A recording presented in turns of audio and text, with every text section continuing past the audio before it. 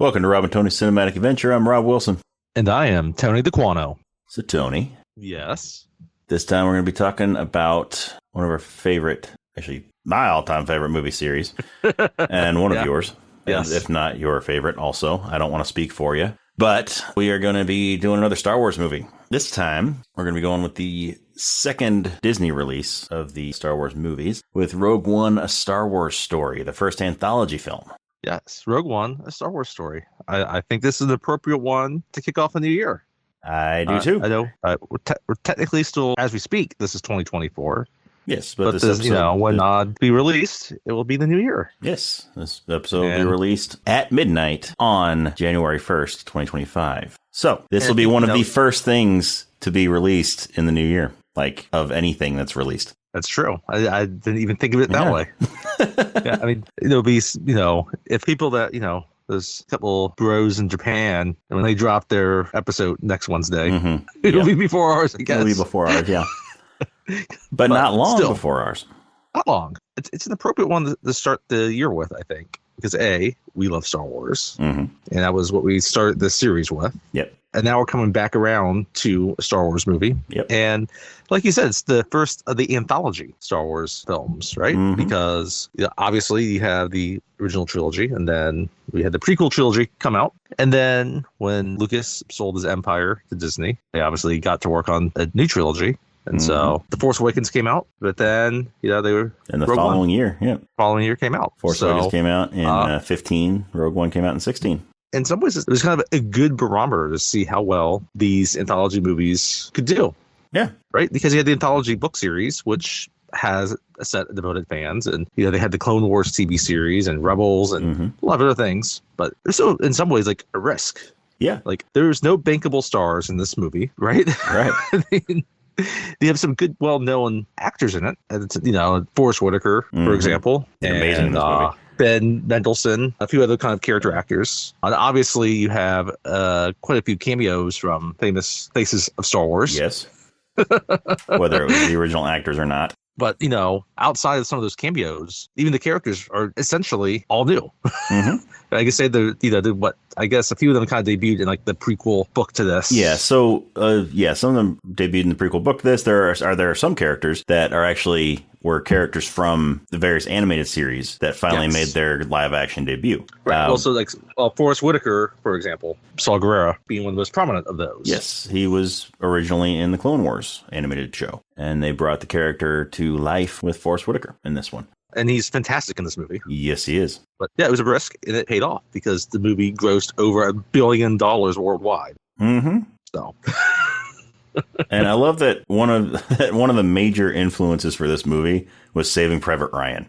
Yeah, well, no. It's like they took war movies as inspiration. It's essentially what it is. It's actually puts the war in Star Wars because it's essentially a war movie. It kind of starts off as a kind of a spy thriller, and then like for the first half, and the second half is just a war movie. Pretty much, yeah.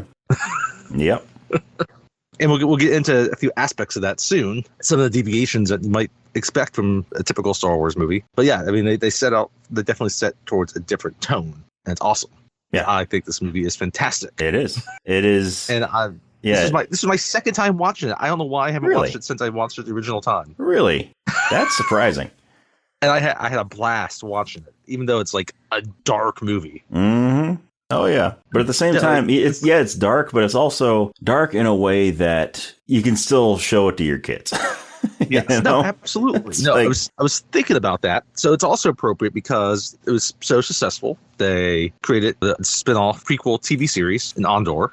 Right? Great show, by the way. That second that's my favorite of the Disney Star Wars series. I'd put season 1 of Andor just above season 1 of The Mandalorian.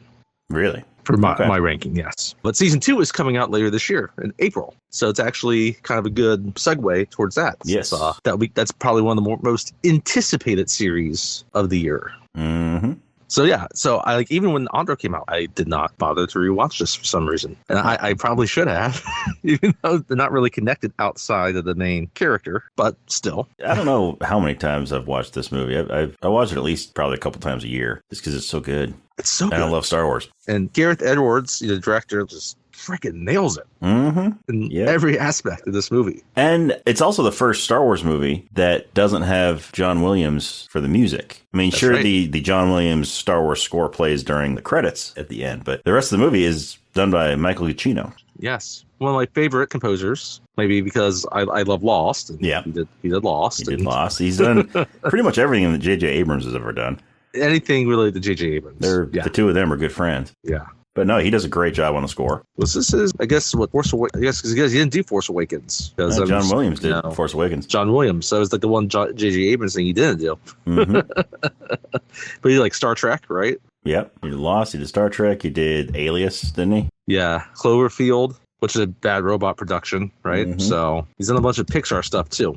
Anyway, yeah. So yeah, not John Williams. There's some other things that will deviate, but yeah, I loved it, and I should watch it again soon because it's just that good. You should, because it's a great movie. It is a great movie. I think it's what everybody was hoping that the rest of the Disney movies would be. Absolutely. I mean, I'm one that I have enjoyed every movie that Lucasfilm has brought out for Star Wars, right? Every Star Wars movie that has come out. I've enjoyed it, at different levels, but I've enjoyed every one of them because it's Star Wars. It scratches that itch. Yeah, right. I love Star Wars. And I'm one of those people, I've read most of the books, like what's now Legends, but the old EU, the old Expanded Universe books. So I've been able to tell what they brought in from that and recanonized. Right, yeah. And so I'm able to pick up on those little things, and that just makes the viewing a little bit better for me on these newer movies. So that's part of why, I enjoy them so much. But also just because it's Star Wars, and I love it. But this one in particular, I love this movie. And it's a tricky thing with this one, right? So in the wrong hands, maybe it could have just been okay or a misfire, whatever you might want to use to describe it. Because essentially, it's a movie to describe why there's one fatal flaw in the Death Star. There was one sentence in the opening crawl to A New Hope, to episode 4. And they decided to make an entire movie to explain that one sentence. And it works. Yes, it does. When this movie came out, it's funny because there were a lot of people complaining because there were no Bothans. Right. That's the Death Star 2, people. That's right. Not the Death Star 1. The Bothans were involved in the stealing of the plans for Death Star 2 in Return of the Jedi. That's right. This is the original Death Star. There were no Bothans involved in the original Death Star plans. The movie gives us why there's a new hope. Yes, it does. And ultimately, how I'd like to think of it too, it's how Darth Vader got his groove back. Yes, it is. Yes, it is. And it was the start of the Star Wars hallway scenes. Yes. Now every badass in Star Wars seems to get a hallway scene at one point or another. Yeah, that's true. But yeah, so it could have easily just been like, okay, we explain this one sentence. And it's just like an okay movie because it's got a bunch of people you don't know. Like, all right, they nailed it. And it's one of these things that all these characters that are introduced in this that have never been mentioned before, from the beginning that, they're fucked. There's a reason they're not in the other movies. And that doesn't stop you from really connecting with them, from really getting to know them. The second point I was going to bring up about it is that you do know the ending, and it can cause you to be like kind of apathetic towards anything that happens with it. But the characters are great, and like you're still invested in all of it because they're doomed, and like I guess maybe that's part of it. It's like it's just an unsettling thing. Like you grow to love these characters, and because it is essentially a war movie. Well, I mean, I guess you don't. Spoiler alert. It's not spelled out that they're doomed really from the beginning, but no, there's a reason that they aren't there in the other movies. They could have retired, they could have done whatever, but spoiler alert, they don't. They could have gone to Say Wataneo and just hung out with Red and Andy. They could have.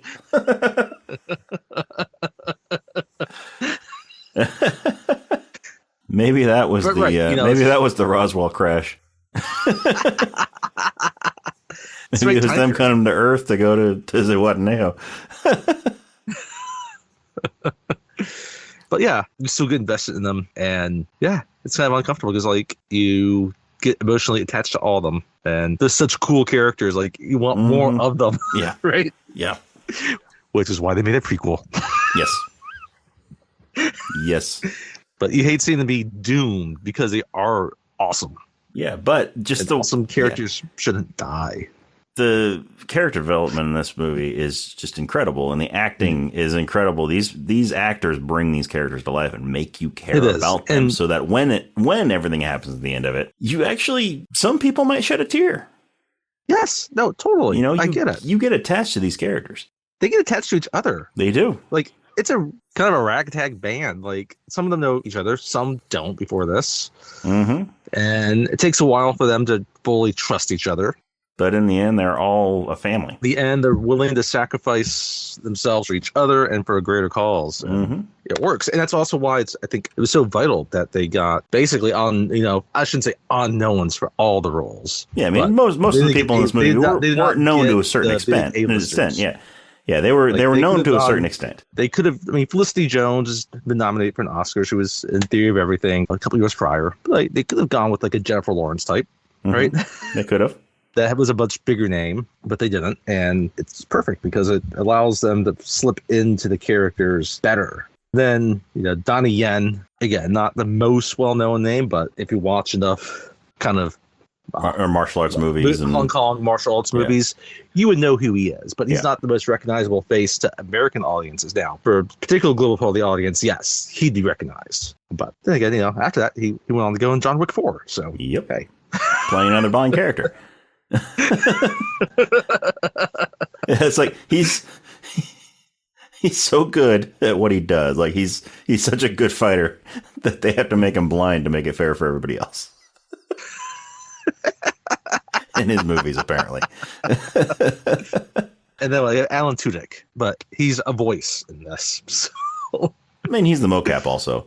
Yeah, he does the mocap, right? But and he's such a good voice actor that he can blend his voice in to make it not make you think that's Alan Tudyk. Yeah. So. But yeah, if we're talking about people in this movie, might as well go ahead and get this part over with. Guess what, folks? We've got another fun-filled edition of Who's Who of Doctor Who.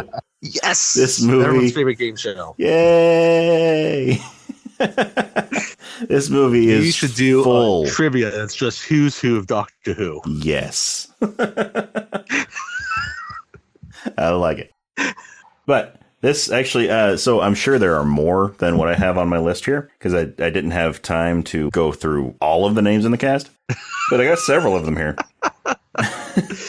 So, all right. As mentioned already, Felicity Jones, who plays Jin Erso in this movie, she was in the Series 4 episode, The Unicorn and the Wasp, the 10th Doctor episode with David Tennant. So we've got... Oh, that's right. She was in that, wasn't she? Mm-hmm.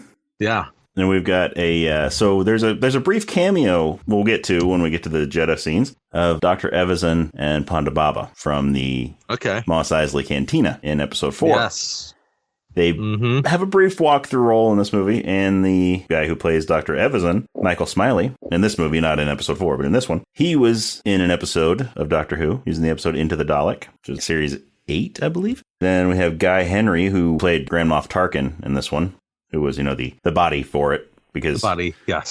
Because I mean, he they couldn't use our original actor for him because he has passed away. About 20 years before this came out, Rest in peace, Peter Cushing. Yes, Peter Cushing. Yeah, so Peter Cushing, for obvious reasons, could not reprise his role. So he lived 80 years. Guy Henry he had a good life. Guy Henry played Grand Moff Tarkin in this one, and he was in some of the audio adventures. The 10th Doctor audio adventures, which he did in 2017, a year after this movie came out. So he was in this first, and then he went on to do some Doctor Who audio stuff. Another person who was in quite a few of the audio adventures, Alistair Petrie, who played General Draven in this one. He was in the 4th Doctor audio adventures, the 5th Doctor audio adventures, Rose Tyler, the Dimension Canon, and the early adventures, and the monthly adventures. He was in a lot of the audio stuff for Doctor Who. All right. Then we have Ian McElhenney, who played General Dodonna. I know I just butchered his last name, but I'm sorry if you're listening. Hey, well. He was in 2 episodes of Series 12 of Doctor Who. Then we got Paul Casey, who is the guy in the suit for Admiral Radis. He has done a bunch of Doctor Who. mostly playing aliens, like various aliens. He was in, I think, 37 episodes. 37 episodes of Doctor Who from the New Who, from where they brought it back in 2005, throughout the series. Yeah. Just playing various aliens. And then he was also in 2 of the spin-offs. He was in the Sarah Jane Adventures, and he was also a recurring character in seasons 1 and 2 of Torchwood. All right. There he is. Then we got Aidan Cook, who played Two Tubes, Saw Gerrera's right-hand man, the guy with the 2 tubes coming out of his face. He was in 3 episodes of the most recent season 1 of Doctor Who, the one that just came out this past year. And finally, we have Daniel Mays, who played Tivik, the informant at the beginning of the movie that we're going to get into in just a few minutes here. He was in 1 episode of Series 6. He was in the episode Night Terrors with the 11th Doctor. All right. And that is all I had time to look through before we started recording this. So I'm sure there are more in the cast that I missed. So if you know of any more that I missed, then I'm sorry I didn't get to them. But yeah, so we have a bunch of Doctor Who alumni in this movie.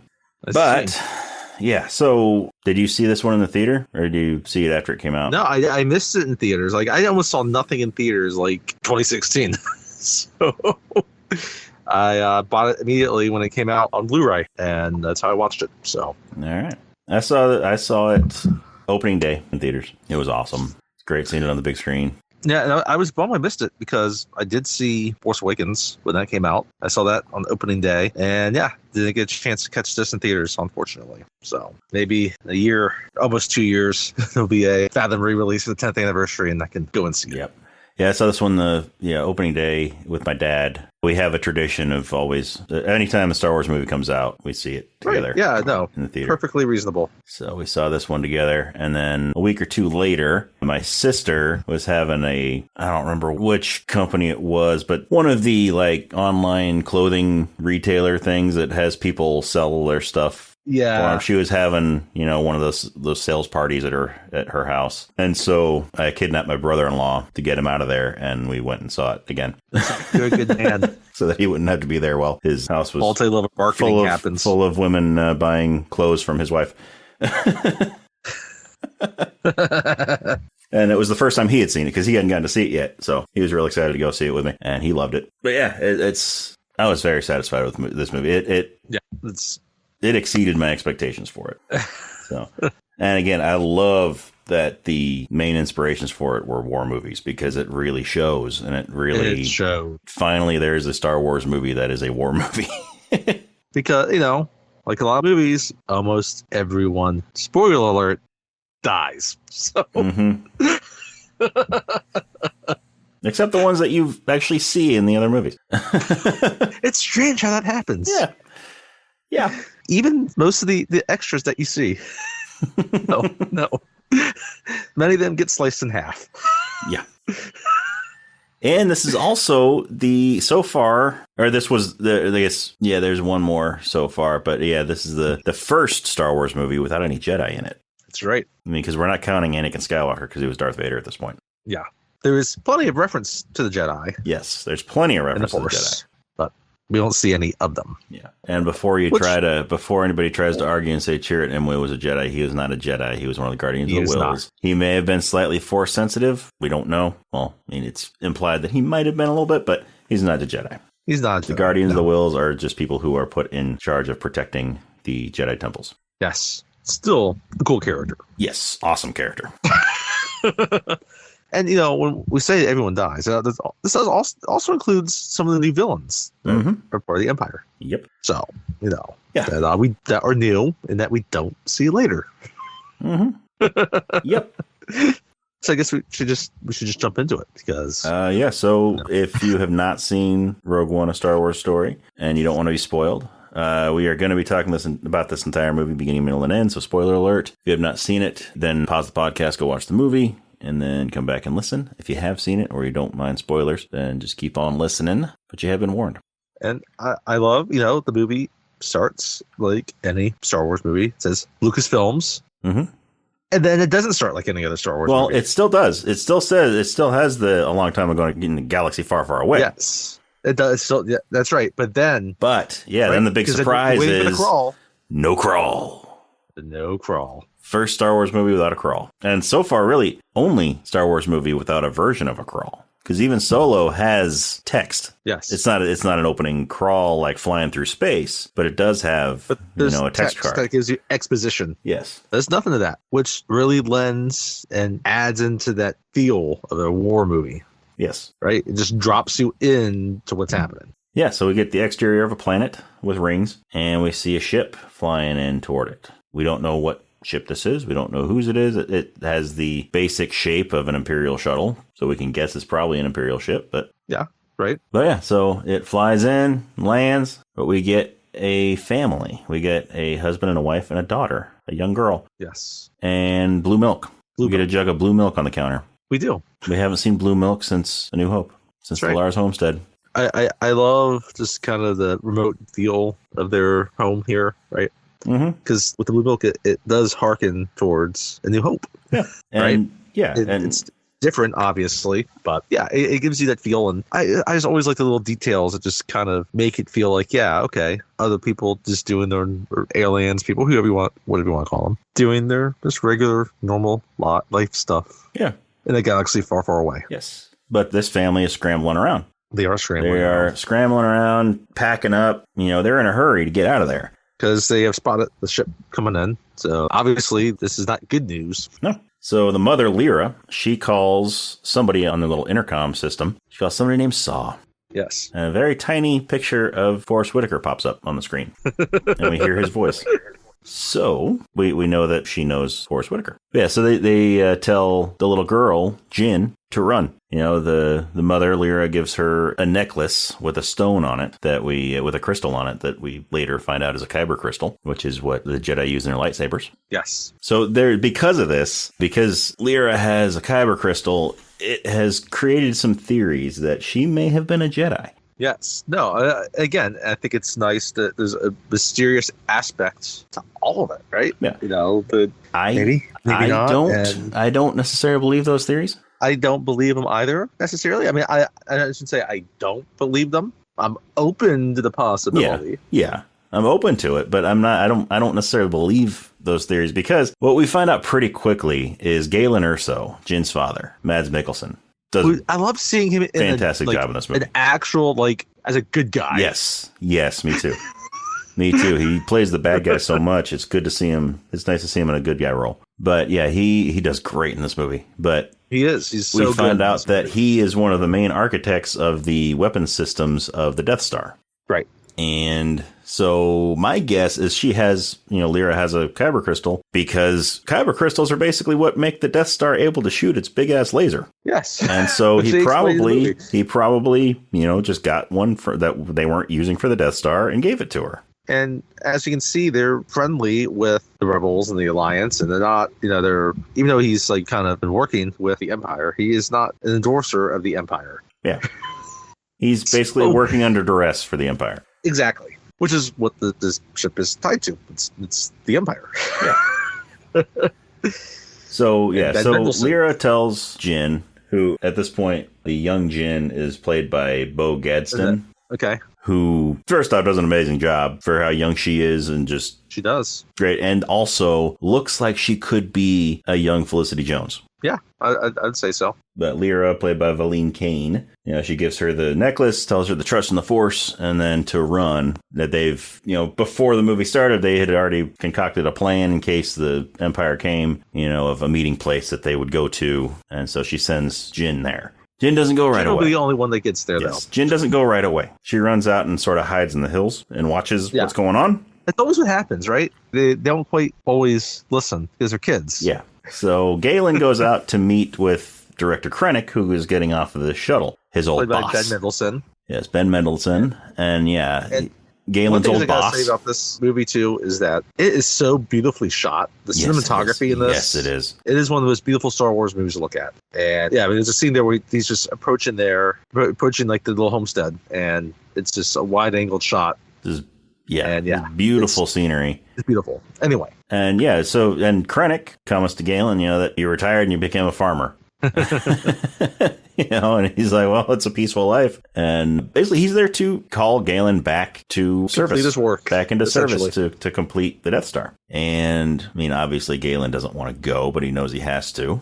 He doesn't really have any choice in the matter. But Lyra decides to try to keep him home. And so she pulls a gun on Krennic. And we get some really awesome new stormtroopers in this movie. Yes. The Death Troopers. They're the black stormtroopers. And they're like the elite, like only the high-ranking Imperial officers get Death Troopers. So yeah, those are the troops that are accompanying Krennic in this scene. And before Lyra can shoot Krennic, he orders the Death Troopers to kill her. So they shoot her. Jyn sees it because she hasn't gone running away yet. So she sees it and then runs away. She runs to the cave. Yeah, she runs to the cave where they were supposed to meet with Saw. And there's this really cool little, like, hidden compartment inside some rocks. Yeah, I love it. It's awesome. That she climbs down into, and she's hidden from the Death Troopers that are looking for her. And she just basically sits there. And while, Krennic takes Galen with him on the shuttle. And then after they're all gone, then Saw comes and meets up with Jyn.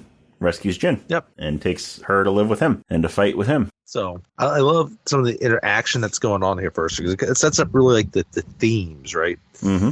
There's a scene there where Krennic's talked about, being this close to establishing peace, right? Yeah. And then, of course, Galen's like, no, this is, terror that you're installing. Like, yeah, it's peace through terror. And it sets up well until it kind of goes into the next scene in terms of like, what lengths do you go to ensure peace, right? Because the Resistance kind of gets caught up in some of these same questions, which will happen throughout this movie. Well, the Rebellion, the Resistance is until the sequel. Yeah, so there's just the Rebellion. Yeah. Sorry, yes, yeah.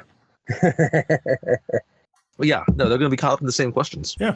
What are we going to do, right? Like what lengths do we go to? And it's a contrast, especially with Saw Gerrera, who at this point, as we'll learn later in the movie, is basically become an outcast because they think he's an extremist himself. Yeah. I mean, in terms of the lengths that he will go. Yeah, it's the whole dichotomy of war and peace. Yeah. Is there a way to have one without the other? No. Do you go to the length of losing your soul? Yeah. Anyhow, so they take him off, and so now this is actually when we do get like a title card. Yeah.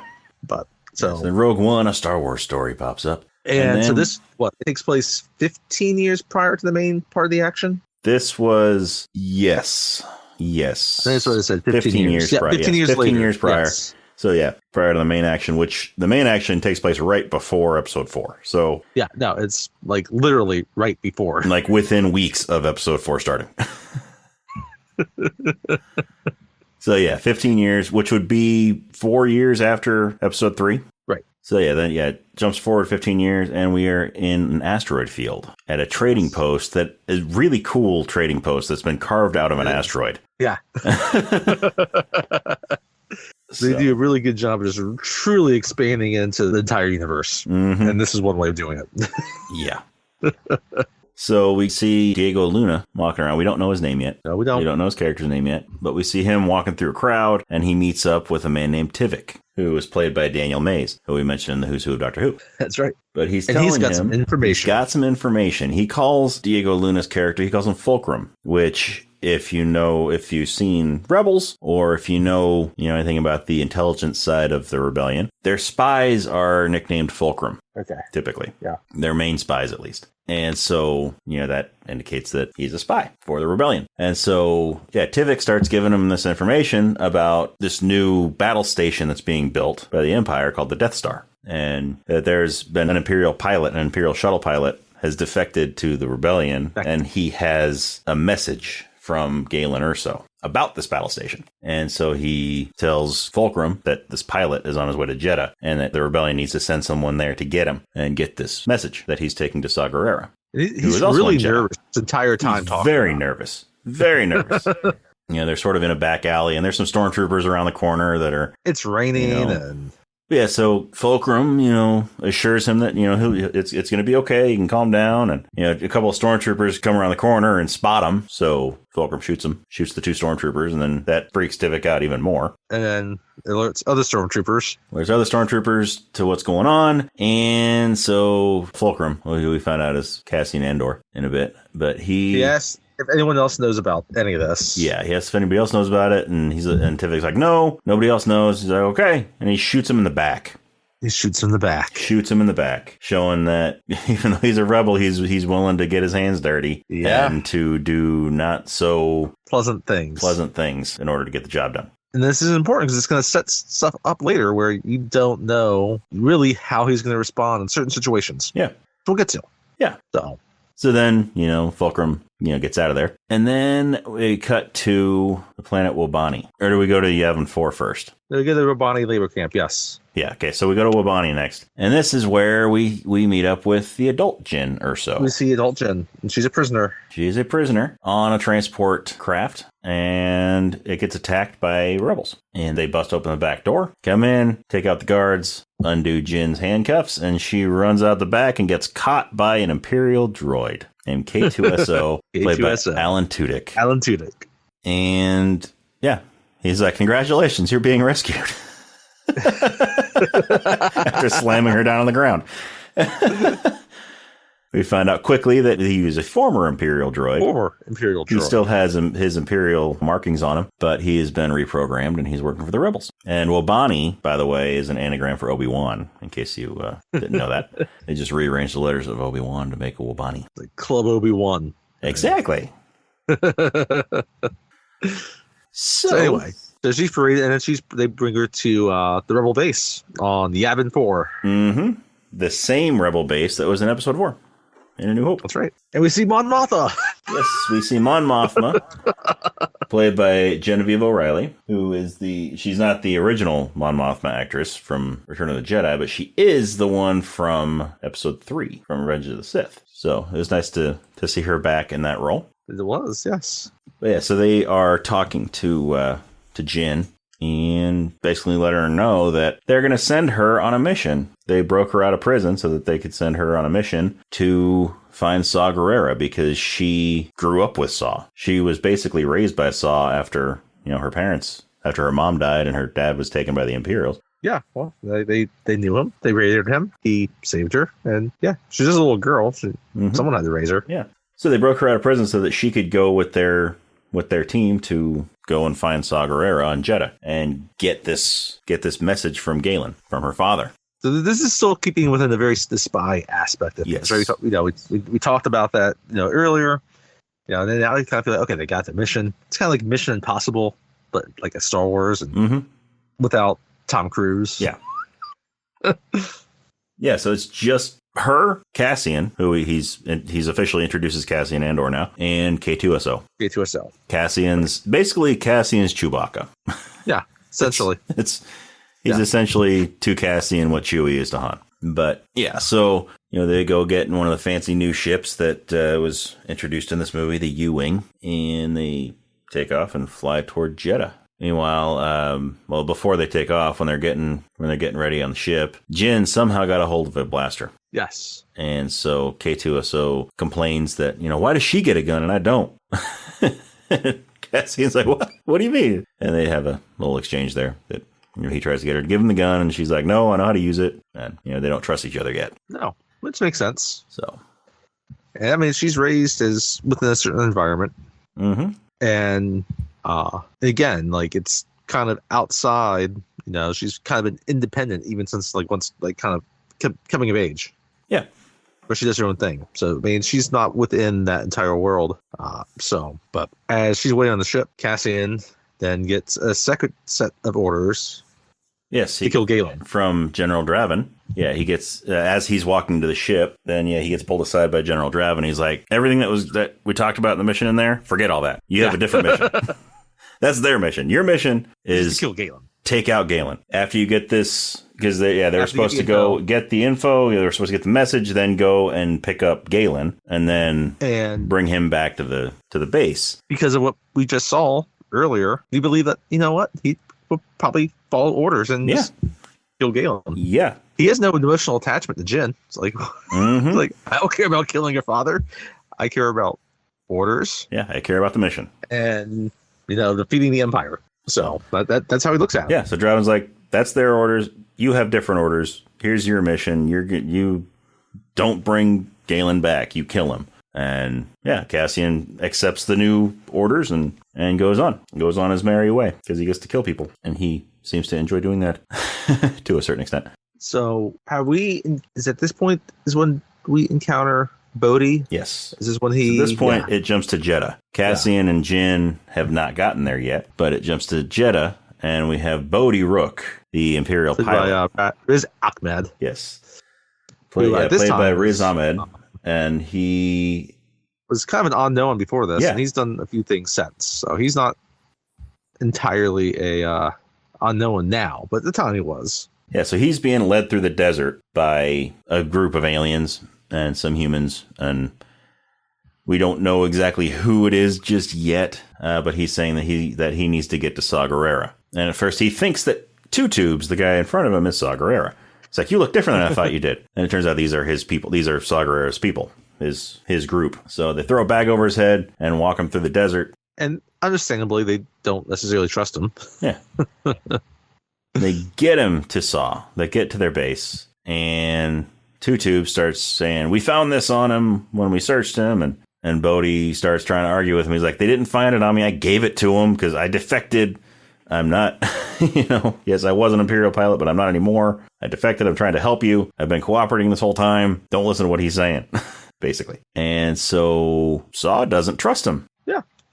Understandably. And even as an audience member, you don't know if you trust him. Yeah, you don't know if you trust him yet. So Saw has a plan for that. He has a way to get whatever information he needs. He's going to use Borg Gullet. Yes. We don't know right away what Borg Gullet is. Because Bodhi asked, what's Borg Gullet? And Saw, and in a way that only Forrest Whitaker can deliver these lines. Borg Gullet is Borg Gullet. I mean, that's true. That's a factual statement. Yes. Borg Gullet apparently is a way to get answers. No one can lie. It'll read your mind, basically.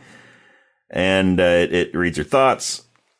But an unfortunate side effect is that one tends to lose one's mind. And then we find out that Borg Gullet can happen when you get mind probed. Yes.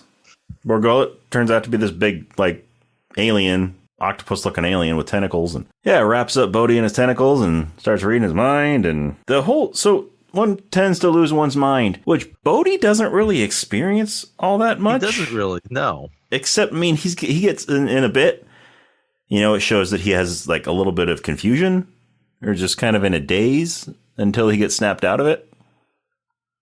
Yeah. So maybe it has to do with the length of your exposure. Maybe. Borg Gullet. Maybe. But I wouldn't say that he loses his mind because, he snaps out of it pretty quickly, when the time comes. But I don't know. Maybe they're just maybe he was just saying that to try to scare him. It's possible. Part of the psychological aspect, but yeah. But Borg Gullet, it's like a perfect Star Wars creature, right? Yes. Yes. It's strange. You don't know what to make of it. It exists, and it's Borg Gullet. Yes. What is the Sarlacc? Sarlacc is the Sarlacc, right? Mm-hmm. And you see the Sarlacc. So so then we get Jin and Cassian and K2SO getting to Jeddah. They land the ship, get out of it. K wants to come with them, but they won't let him. Cassian tells him to stay with the ship. And, he tries to tell him that, he can blend in better than they can because he's an Imperial droid and the city's full of Imperials. And so then Jin is like, yeah, but half the people there want to reprogram you. Half of them want to kill you. Yes. I love this. Kay's like, oh, it's touching that you're concerned about me. She's like, I'm not concerned about you.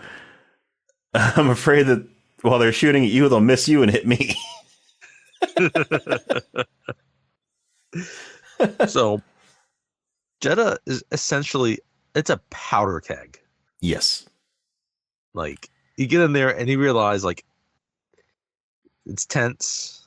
There's this shit's about to hit the fan. Yeah, so Jeddah, first off, while they're flying into Jeddah, we see that there's, Jeddah is an ancient Jedi planet, basically. Yeah. It was a source of kyber crystals. It was just basically a sacred planet to the Jedi back in the day during the Old Republic. And yeah, so there's these giant statues of Jedi that have been, toppled over, and we see some of those in the landscape.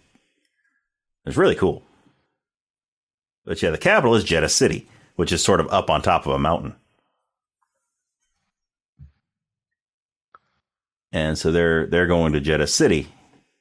And yeah, like you said, it's a powder keg. There are people, scrambling all over the place. It's just the tension is high. They're extracting all the kyber they can. Yeah. The tension is extremely high. But they got, a lot of people just ready to fight them.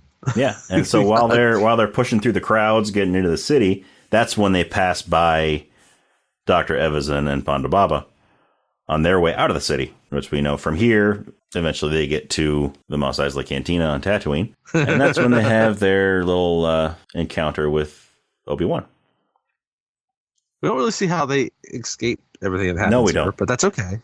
We don't really need to know. No. But yeah, I mean, we see even like view from the Empire, right? We we get this really on the Death Star. The Death Star's approach like Jeddah. Yeah. So, but we get this really cool shot of like an eclipse of like Death Star and Jeddah. That's in just a little bit, but yeah, that's an awesome shot. But before that, like when it shows an exterior of the city, right? And it's the city that's on top of a mountain, like on the top of a flat topped mountain. And there's a Star Destroyer hovering right above it. Yeah, it's right there. Yeah. It's just some great visuals. Yeah. And so, they spent every dollar they could to make this look amazing. Yeah. So basically they're getting all the kyber crystals that they can out of Jeddah City, and they're taking them straight up to that Star Destroyer so that it can take them to the Death Star. So they're walking through the city, and they hear there's a man that calls out to Jyn. Doesn't say her name, but he says the brightest stars have hearts of kyber, because he senses the kyber crystal that she's wearing, because she's wearing that necklace her mom gave her. Yes. And so that intrigues her, and she goes over and talks to him, and it turns out it is Chirrut Imwe, played by Donnie Yen. And his buddy's over there too, Baze Malbus, played by Wen Jiang. Which, we not really mentioned him yet, and he's also great in this. Yes, he is. And they are two of the only remaining Guardians of the Whills left in the galaxy. And Chirrut is blind, and so but he can sense the kyber crystal. Yeah, he talks about how he is, one with the Force. Yes, his mantra, his prayer is, "I'm one with the Force, and the Force is with me." He just repeats that over and over. It's a nice little variation off kind of what normally like. May the Force be with you, right? It's like it's a spin off of it, and again, it's like, okay, is he a Jedi or is he Force sensitive? I get where people have their discussions on it.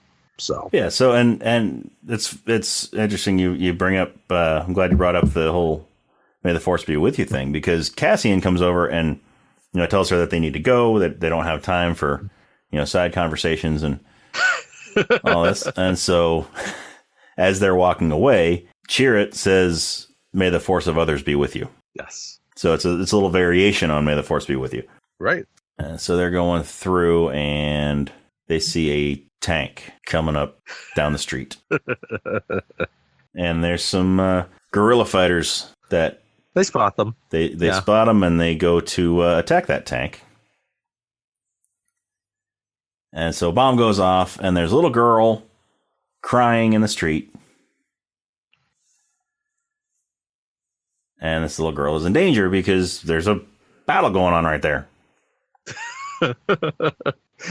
Guerrilla warfare. Yeah. So Jyn goes out there to get the little girl and get her out of the way. Uses a little billy club that she has to take out a couple stormtroopers.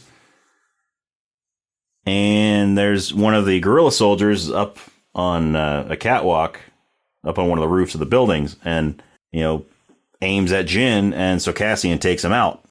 Cassian shoots him, and it's one of Saw's people. But he was defending Jyn, Of course, the guerrillas, the Saul's people, they don't really have an idea of who's necessarily on their side and who's not. Yeah, and so They're the just guy falls off. Yeah, they're trying to take out the Empire. And so the guy falls off the roof right into after pulling a grenade, falls off the roof right into a group of more of the rebels. And the grenade goes off. It kills them. It kills the whole group. Which then turns the rest of the group on Cassian.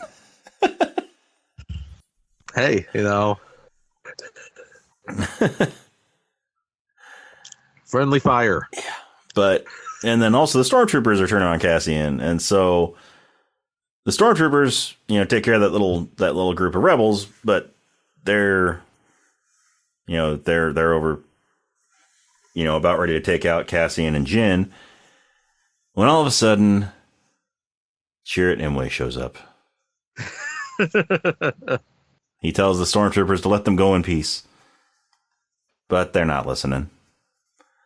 The stormtroopers are not going to listen. So this guy's blind. It's time to get badass.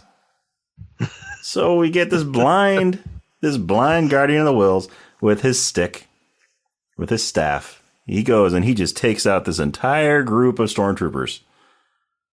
Yes. And I love how the one that the last one that he takes out, he knocks him down. And then, as he's falling, he sits on him.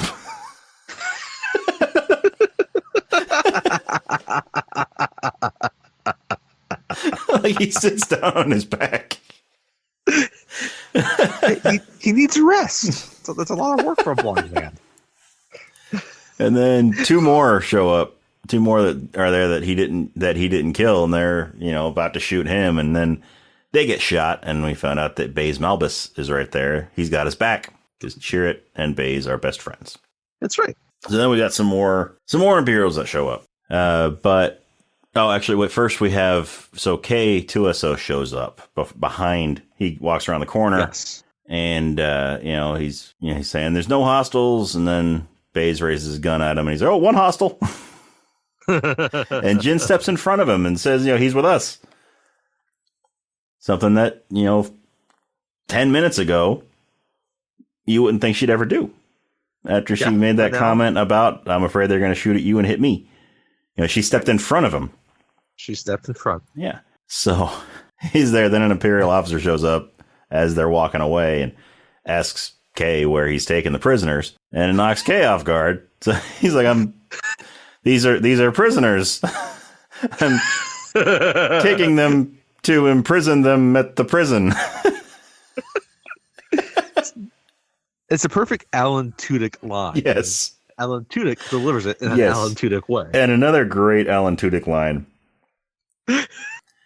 So Cassian starts to talk, and Kay smacks him.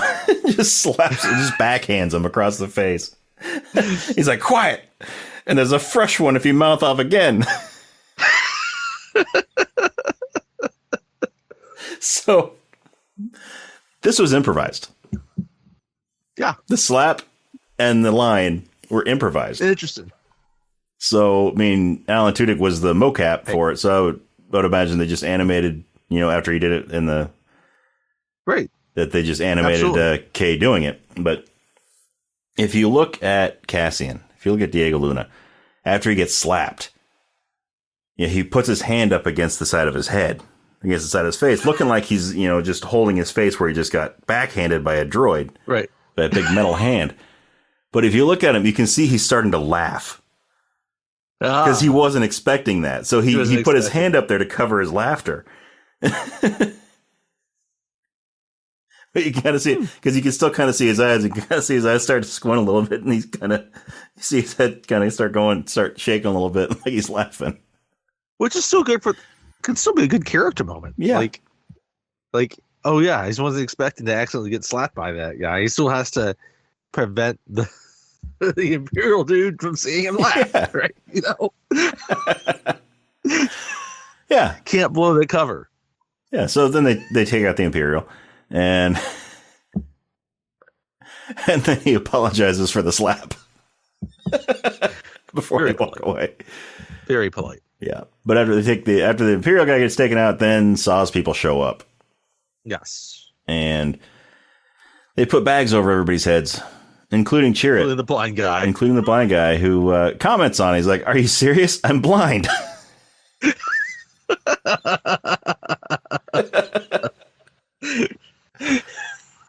So now their group of 3 has become a group of 5. 2 people that were just stepped in to try to help, they get roped into all this. It is now a 5-man wolf pack. It is now a 5-man wolf pack. You may go watch our Hangover episode.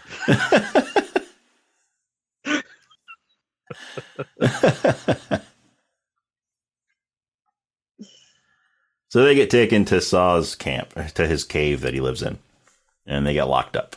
Yep. And Are they locked up with Bodhi? Bodhi's in the cell next to him.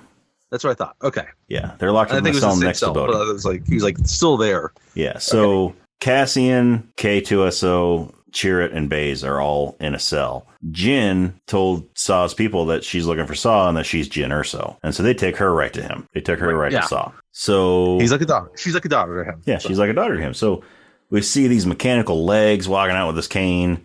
Saw has been through some shit. He has seen some shit that will turn you white. You can see our Ghostbusters episode. Yeah.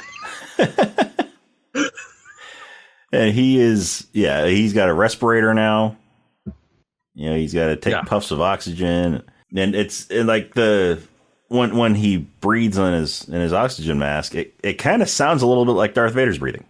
Does sound a lot like Vader. Yeah, definitely. So he shows Jyn, the message that Bodhi had brought, and it's a hologram, and it's Galen talking about how most of the message is how much he loves her and misses her, and it's a nice touching message to her. Message to her. It's personal.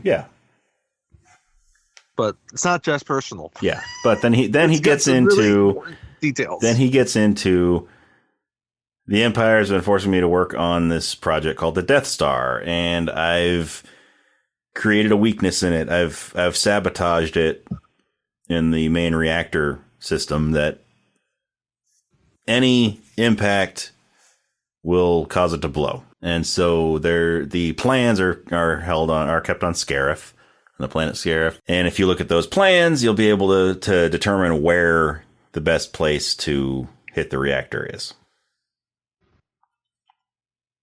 And I don't know why he couldn't just tell him, you don't have to worry about the plans, just shoot a torpedo into this hole in the side of it, into this exhaust port. If you've seen A New Hope, you know exactly what we're talking about. Save the struggles of the rest of the movie. Just be like, I designed this flaw in there. This is how you get to it. Rather than everyone would you gotta see all the plans in order to figure out where the best place to hit it is. I mean, granted, maybe he doesn't know where that if you put it through the exhaust port, it'll go directly there. Because he wasn't in charge of the entire. He wasn't in charge of the entire Death Star project. He was just the architect of the super laser. He was not the contractor. Basically, he was the engineer of the super laser. Yes. So, he's not the one that put those exhaust ports there. He's not the one that put everything else there. So maybe he just doesn't know the best way to get to that reactor. He just knows you can get to it. He just knows within the weapon when you hit it. And right. There we go. All right. We talked through this. That's good. Okay. So, anyway, meanwhile, back at the cell, Baze notices that there's somebody in the cell next to him. He's like, "Who's this?" And he's like, and he sees his uniform. He's like, he's an Imperial pilot, and so he's about to kill him. He's about to shoot him. Right. And Cassian stops him, and because he realizes who he is, and so he goes and talks to him, and he's in a daze because it's from Borgullet, but he says the name Galen Erso. And that sort of snaps him out of it. And he tells him, I was sent here by Galen Erso. I'm the pilot. And so then we have them talking. But we don't actually see their conversation here because it cuts to the Death Star. And we've got Krennic and Grand Moff Tarkin are on the Death Star. They're talking. And Tarkin is not pleased that there's been a security breach. Yes. Yeah. And Director Krennic is the one that is in charge of the Death Star project at this point. He's the director of the Death Star project. Krennic is a new character to all of us, so... But yeah, he's in charge of the project. Yeah, and Tarkin is not happy that this pilot managed to get out and get to the rebels on Jeddah. So they decide that there's no better time than now to test the Death Star. And Krennic's happy. He's like, okay, well, if it's a successful test, that will, look good on me. That'll put me in favor with the Emperor. So they do a single reactor ignition, which is not strong enough to destroy the planet, but it is strong enough to destroy at least the city. Yes. And, not just the city, like the outskirts of the city and the outskirts. And it's a good radius. So they fire directly into the city, blow up this mountain. And, just like in Independence Day, when the aliens shoot their laser down, then the explosion expands, like ripples in a pond when you throw a rock in there. Yep. And so the same kind of thing happens. It's just tearing up the ground, just going in a full circle around it. And it's headed right toward Saw's base. Because, the base is not it's not like right there in the city. It's just a little bit outside. Mm-hmm. They still have easy access to get in there when they need to. Yep. So, and it's coming in. And, they need to escape, obviously. Yep, so the base starts shaking. And then Cassian is able to break out of the cell that they're in. Mm. He's able to activate the controls on the outside and open the door. And they get out and... he sends Baze to get Bodhi. And not to kill him. Right. And again, his reasoning for not killing Bodhi right now is not necessarily, out of the goodness of his heart. No. It's because he needs information that he has.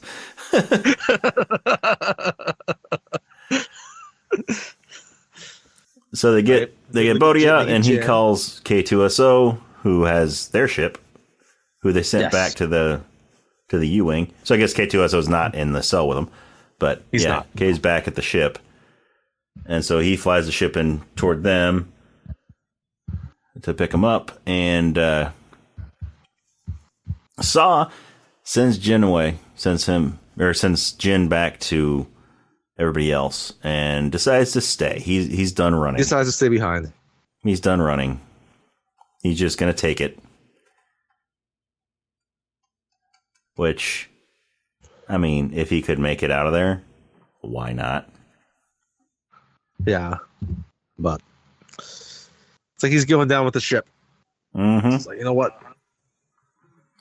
But here, he as he sends Jin away, he says, "Save the rebellion, save the dream." Which every time I hear that, all I can think of is save the cheerleader, save the world.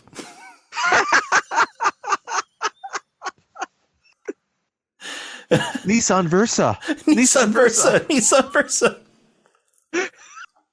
So, if you're not familiar with Save the Cheerleader, Save the World, you should watch at least the first season of Heroes. At least watch the first season of Heroes. First season's great.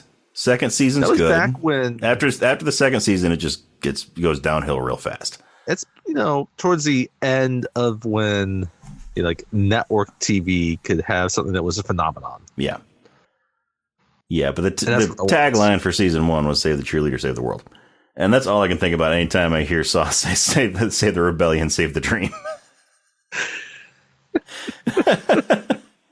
It's a poignant line, and you just get wrapped in the Yeah. Save the cheerleader, save the world.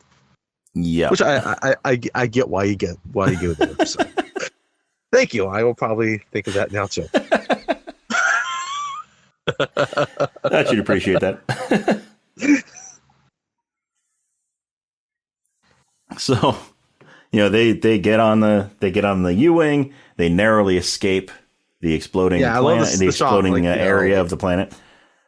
Yeah, it's right out of the whole. Like they're about to get cloud. Engulfed in the cloud of debris and everything, and they jump to light speed. And it just shows from space. It shows like just this explosion coming out, and then you see this little streak flying out of it. It's cool.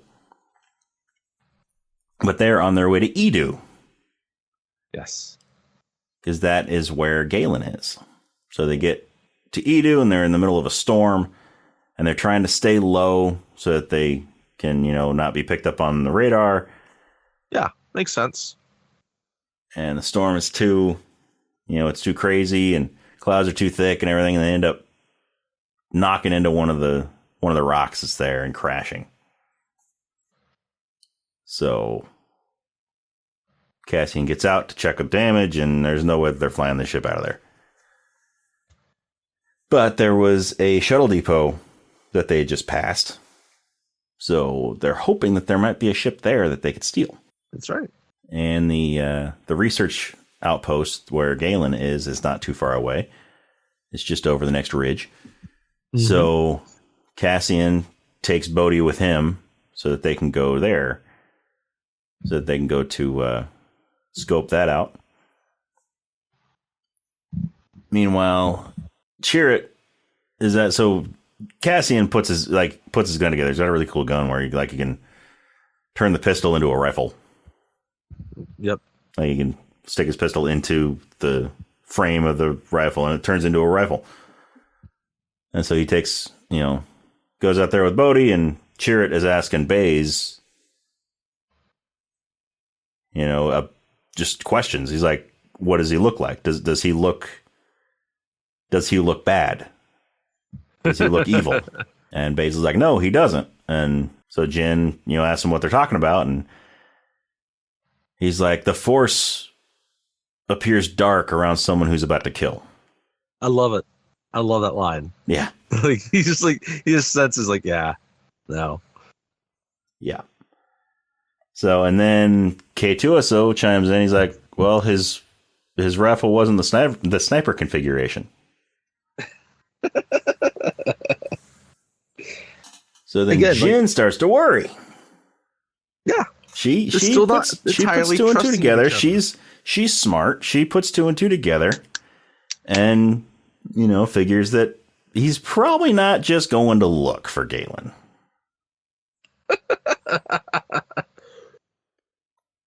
So she leaves the ship. Everyone leaves the ship.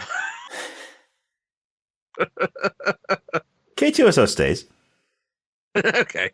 That's true. But yeah, so she goes, but she's not going to the ridge where Cassian is going. She's actually going to her dad, the research outpost. Yep. So Cassian gets up there and he's looking through the scope of his rifle, sees Galen. Because Krennic had just showed up. He just brought his shuttle down, and so because Galen and his scientists came out. How Tarkin was not pleased, and he takes control of the project. Yes, we forgot to mention that. Yeah, after the successful test on Jedha, then Tarkin decided that he's going to take over control of the Death Star project from Krennic. And so Krennic basically leaves and stomps his feet, and now he flies. Mm-hmm. Over here because he needs to have a talk with Galen. Yes. As we talked about. Because he's also not pleased about the security breach because it is costing his career ambitions. Yes. So to speak. Now, was Mustafar before or after Edu? That's a good question.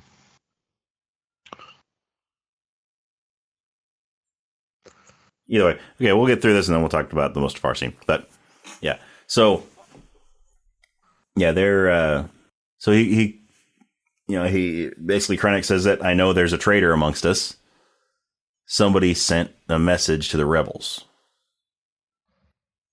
And so he threatens to kill, whichever the scientists did it. And then in order to protect his people, Galen confesses. He steps out in front of him. He's like, I did it. I sent the message. They had nothing to do with it. Leave them alone. And then Krennic orders that his death troopers kill all of the scientists. Anyway. So they just kill them all anyway. Again. And leave Galen alive. He's realized, I can still use Galen and get new scientists because he's the brains anyway. Yeah. Right? So. Meanwhile, Bodhi picks up on what Cassian's doing, that he's there to kill Galen, and he doesn't like it. But Cassian orders Bodhi to go and get a shuttle, to go back to the shuttle depot and see if there's a ship to steal. So he does that, and then, while looking through the scope, about to pull the trigger, Cassian has second thoughts. He has a change of heart, and he decides not to shoot Galen. He decides to disobey his orders and not kill Galen. So perhaps he really is a badass. Yeah. With a heart of gold. With a heart of gold. And so, and we get Jin climbs up the mountain that this research facility's on, and there's a stormtrooper standing right by the edge of the platform. And she just climbs up, grabs him, throws him off, just like tosses him over the side, and takes his gun. It's great. Yeah. But and this is intercut with shots at the Rebel base where they're trying to get a hold of Cassian and they can't get through to him. So they send a squadron of X-Wings to basically just destroy to go out and destroy the base. And hopefully kill Galen, when it gets destroyed. That's the idea. Yeah. So then they end up, K2SO, who's still back at the ship, ends up, catching word that they sent ships. So he tries to call them and, tell them to call them back. Hold off. Mm-hmm. But they're already there. They're already engaged. And so then we get the cool shot of X-Wings flying through the mountains and everything. Yeah, it's cool. Yeah. You're never going to complain about X-Wings in action. Yeah. They come down and they're blowing stuff up, and some TIE fighters take off from the Imperial base there, and I love it. Chirrut is up on top of a rock, and he's got his weapon. He has a force bow. It's called a force bow. It's basically like a longbow version of Chewie's bowcaster. Yeah, it's so cool. It's awesome. And he just turns, like he's blind. He turns, and there's a TIE fighter on the tail of two X-Wings. And he just fires and hits that TIE fighter, and it goes spinning out and crashes into one of the little outposts. It just destroys all of that. It's very cool. Yeah. Very cool. Yeah. But so when all this starts going on, Krennic gets back in his ship and flies off. He flies off. And the thrust from the engines pushes Jin back off of off the platform. The platform. Because what caused him to run is, one of the X-Wings dropped a bomb on the platform that they're on. And so it knocked Galen down, and Krennic just got out of there.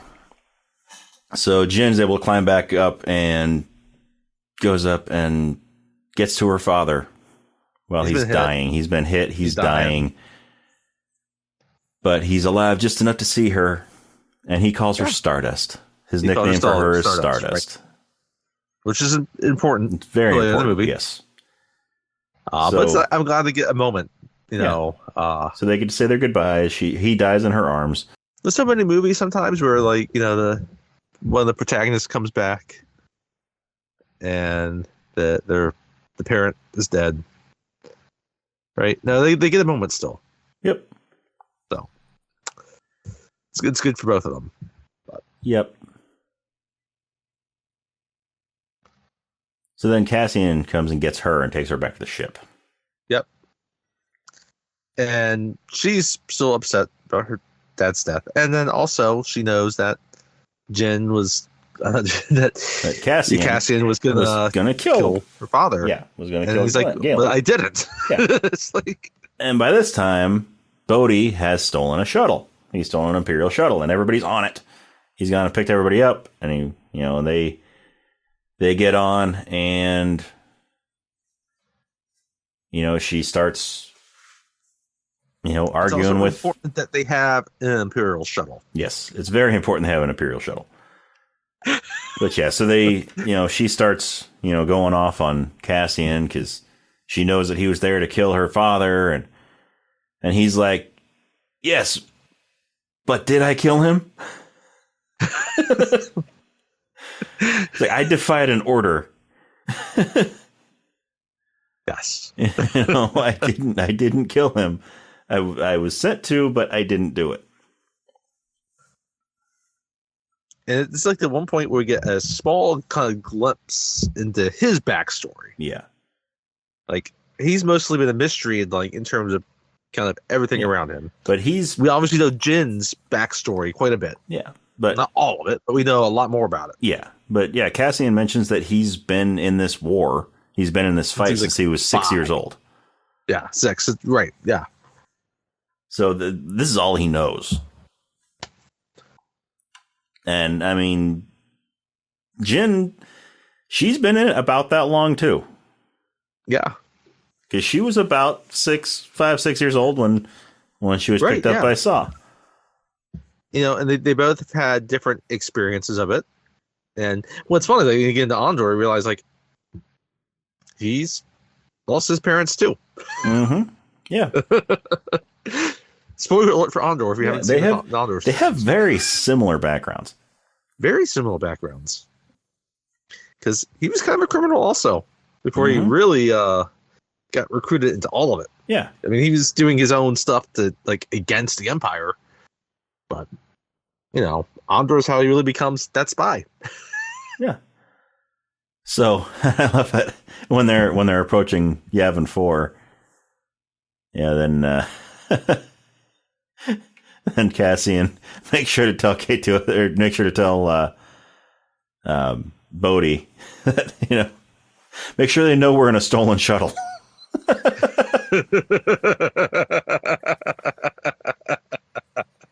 They don't need him shooting him out of the sky. I mean, it's a very risky proposition if you think about it. Yeah. So then we get I don't remember if this was before the Edo's part or after, but we get Mustafar. We get Darth Vader's castle. Yes. I love his castle. Yes, me too. It's sitting at the top of a cliff, and there's lava going through it, creating a lava fall. It is awesome. Like I said, this is what I wrote down. I mentioned earlier how Vader got his groove back. He get his castle. It's like, oh, that's right. Yeah, I know. Vader is still one of the best villains of all time. Yes. And you get small glimpses of it here, and it's just absolutely awesome.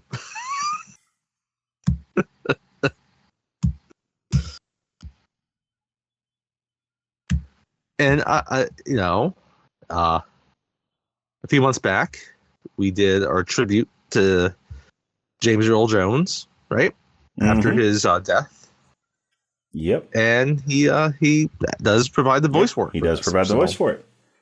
He was, it's kind of funny because a few of the other characters that were a little bit older that, they just kind of did the CGI and the editing there. But no, this is still his literal voice work. Yes, it is. Which I love. No, it is not David Prowse inside the suit, because at this point he had passed away. He had died before this movie came out. So it is Spencer Wilding who plays I didn't have the actor's name. The guy inside the suit for Darth Vader, which he was back a few years ago at Planet Comic-Con in Kansas City. He was one of the guests. All right. So I saw him. I didn't get to meet him. But I was sitting at one of the tables and he walked right by me to go to the bathroom. So he is famous people P2 face, and I can recognize him now. He was in in Batman Begins. He was also in Harry Potter and the Prisoner of several Harry Potter movies, various roles. Mm-hmm. Interesting enough, I remember. I don't think I've ever saw this movie. I remember the Benicio del Toro Wolfman movie, right? Mm-hmm. And he is Del Toro's body double in that movie. The Wolfman scene. Okay. And I don't know if he brought this up earlier, but he's also part of Who's Who of Doctor Who. Yes, he's one that I did not mention. The God Complex, The Doctor, The Widow, and the Wardrobe, Cold War, and Orphan 55. So he's four different characters. He's been in, a bunch of them. So yeah, there's another member of the Who's Who of Doctor Who.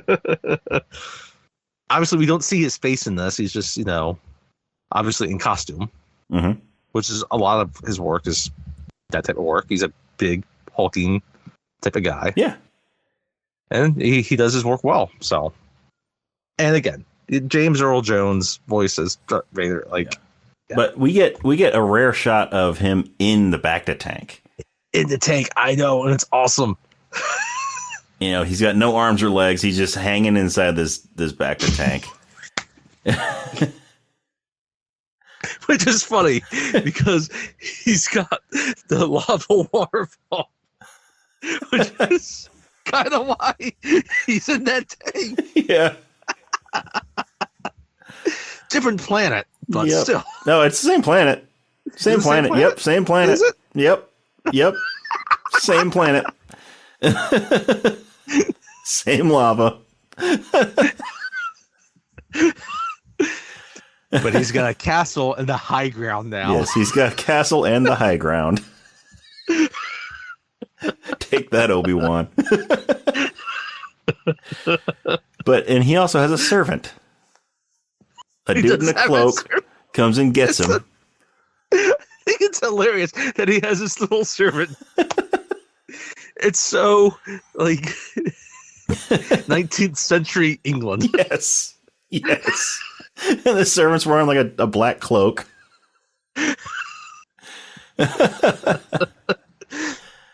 But he comes in and he tells him Director Krennic's here. So then the Bacta starts draining out of the tank. And we get a couple of brief glimpses of him, outside of with no Bacta covering him. Just, some shots of his face and stuff. Right. His head and his face. And then he walks out in his suit to meet up with Director Krennic. His big, imposing Darth Vader suit. And we get James Earl Jones' voice. It's great. Krennic is trying to appeal to him. Yeah. He's trying to get all right, you know what? I'm going up the chain. Mm-hmm. Yep. I'm going to Vader. Yep, I'm going to Vader, and he's gonna go and tell Tarkin not to take my job. He's gonna tell him not to take my toy away from me.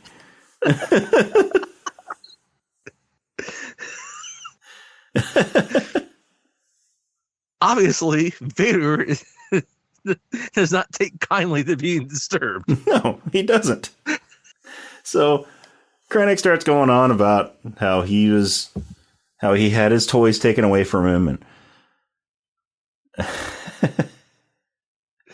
and so Vader's like, "It's force choked." No, Vader's like, "Well, you're still in charge of the project," and he's like, "Oh, so you'll talk to the Emperor for me?" Talk to the Emperor. Yeah, you'll talk to the Emperor for me, and you're gonna put in a good word with Mommy. Yeah, you're gonna put in a good word with Mommy.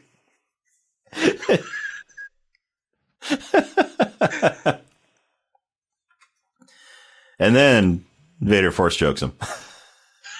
He starts force choking him.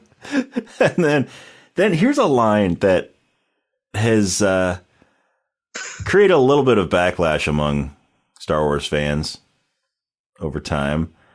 He says, "Be careful not to choke on your aspirations, Director Krennic." As he releases him for the force choke. Now, a lot of people are like, that's too goofy of a line for Darth Vader to say. And I'm here to say it is not too goofy for Darth Vader. It's not. It fits perfectly with Darth Vader, with his persona, with him being Anakin Skywalker. It's totally something Anakin would do. Perfectly. It's absolutely something Anakin would do. But yeah, I think it fits very well. I agree. No, I have no problem with that line. Yeah, so Vader walks away and, basically sends Krennic crying home to mommy.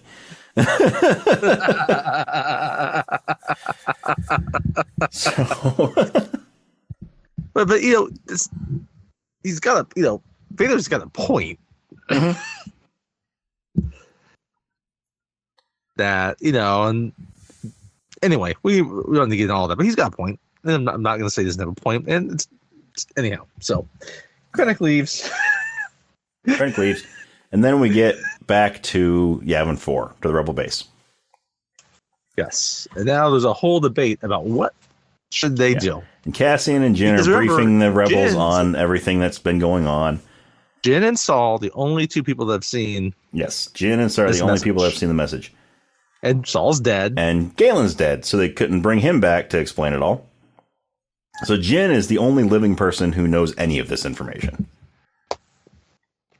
Who is witness to any of this information. Because Bodhi never saw the message. He never saw it. He transported the message. He just transported the message. Yeah. He never saw it. He never saw it. So they're going on, and it's interesting if you listen over the intercom. There's a voice that says General Syndulla report to somewhere. So General Syndulla is Hera Syndulla from Rebels, who then also made her live action debut in Ahsoka. That's right. But she was another one of the animated characters that was introduced in here, and she's a general now. And her droid Chopper also makes an appearance in this movie briefly. All right. When they're showing the outside of the hangar, he's wheeling out of the hangar. So that was another animated character that made its live action debut in this movie. Gotcha. And then we had, about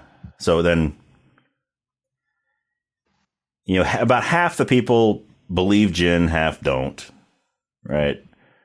General Draven is against what she's saying. He doesn't think that, the message says what she says it does. Mon Mothma believes her, but can't admit it because she's kind of, the boss. Right. She has to keep up appearances and all that.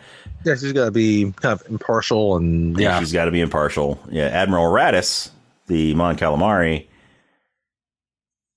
he believes her. He thinks that they need to. He thinks that they need to send the fleet to Scarif.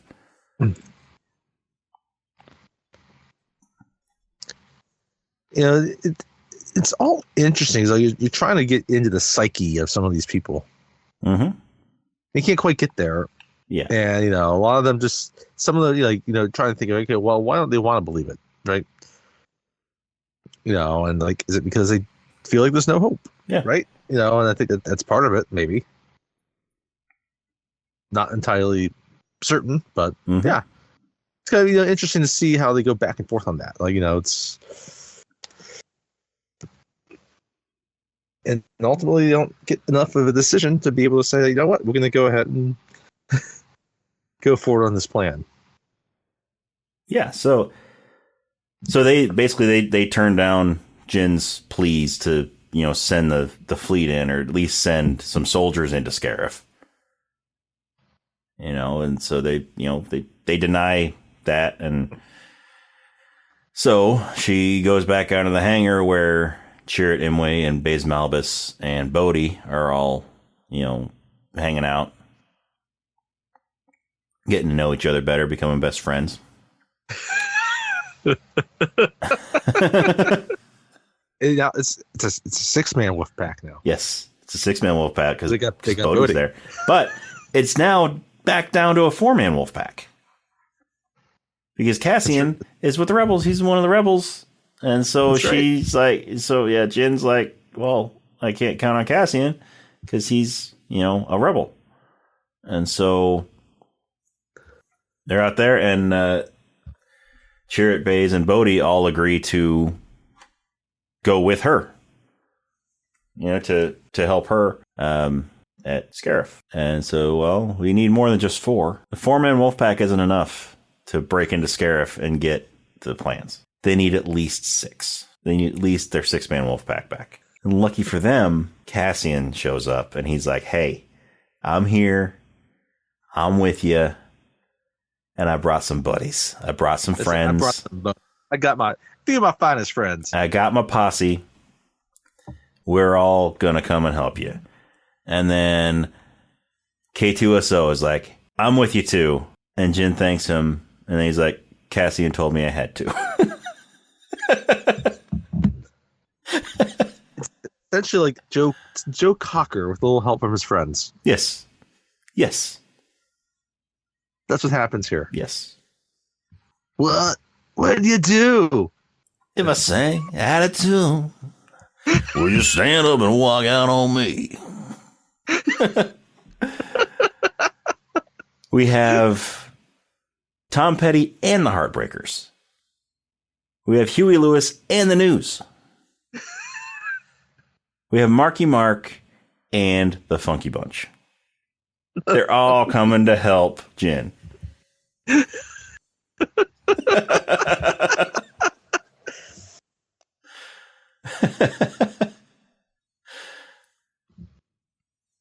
So then we get a little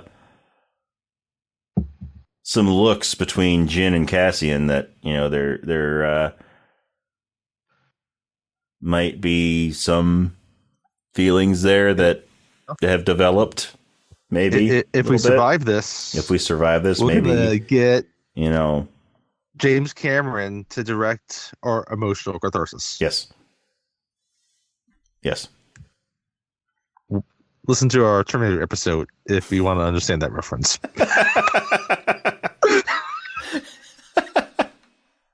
So they go out to the freshly stolen Imperial shuttle. And they are, they're called on the radio by the control station, and they're like, "What are you doing in there? You can't take this. This is an impounded ship." And Bodhi's basically like, we could take it. Mom said, no, you can't. Mom said we could take it. Eat your vegetables. But Mom said.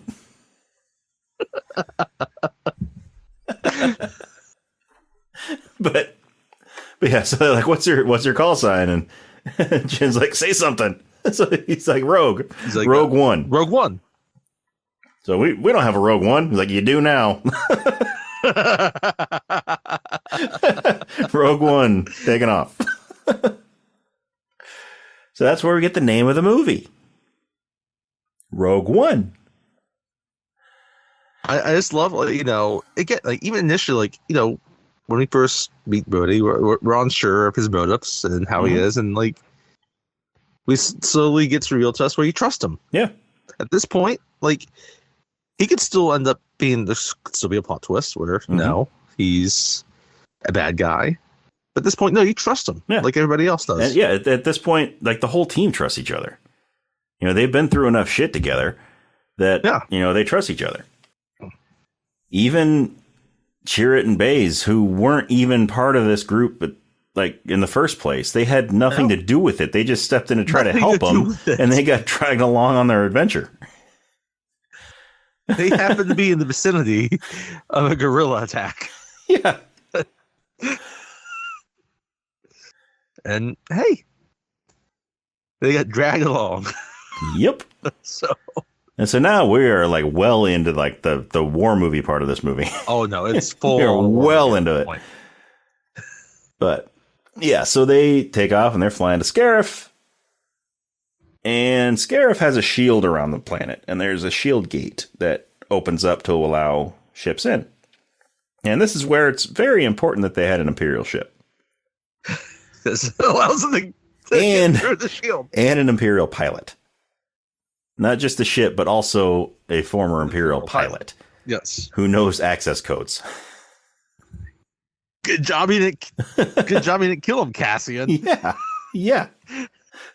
So very fortunate. Yep. But I tell you, like, the entire setup of this, like, you get the shot of space, and then you kind of get then like the view of, like, you know, a planet. Yeah, it's a very almost Earth-like planet.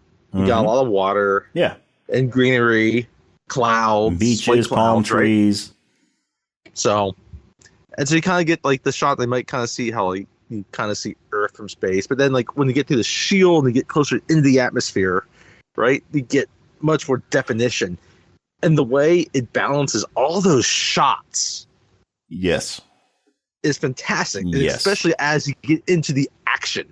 Yeah, it's like.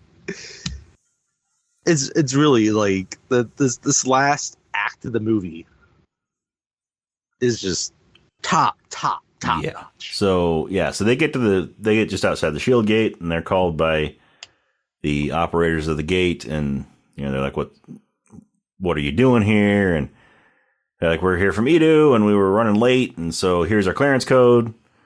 And there's, of course, a pause to build suspense. It's an old code, but it checks out. Yeah. No. There's a pause to build suspense, and they're cleared. So they open the gate so that they can fly down. And then you get down, like you said, like, you know, there's palm trees down there in the water, and they have, you know, structure, and, you know, it's a tall structure, and on top of it is a massive satellite dish. Mm-hmm. Right? This tower with a dish on top. And that is where they need to go, because this is the base where, like, in that tower is where the Death Star plans are stored. All the plans, all the other files. Yeah, plans. It's for like every major project in the Empire, all in one place, which doesn't make sense, especially with what happens later.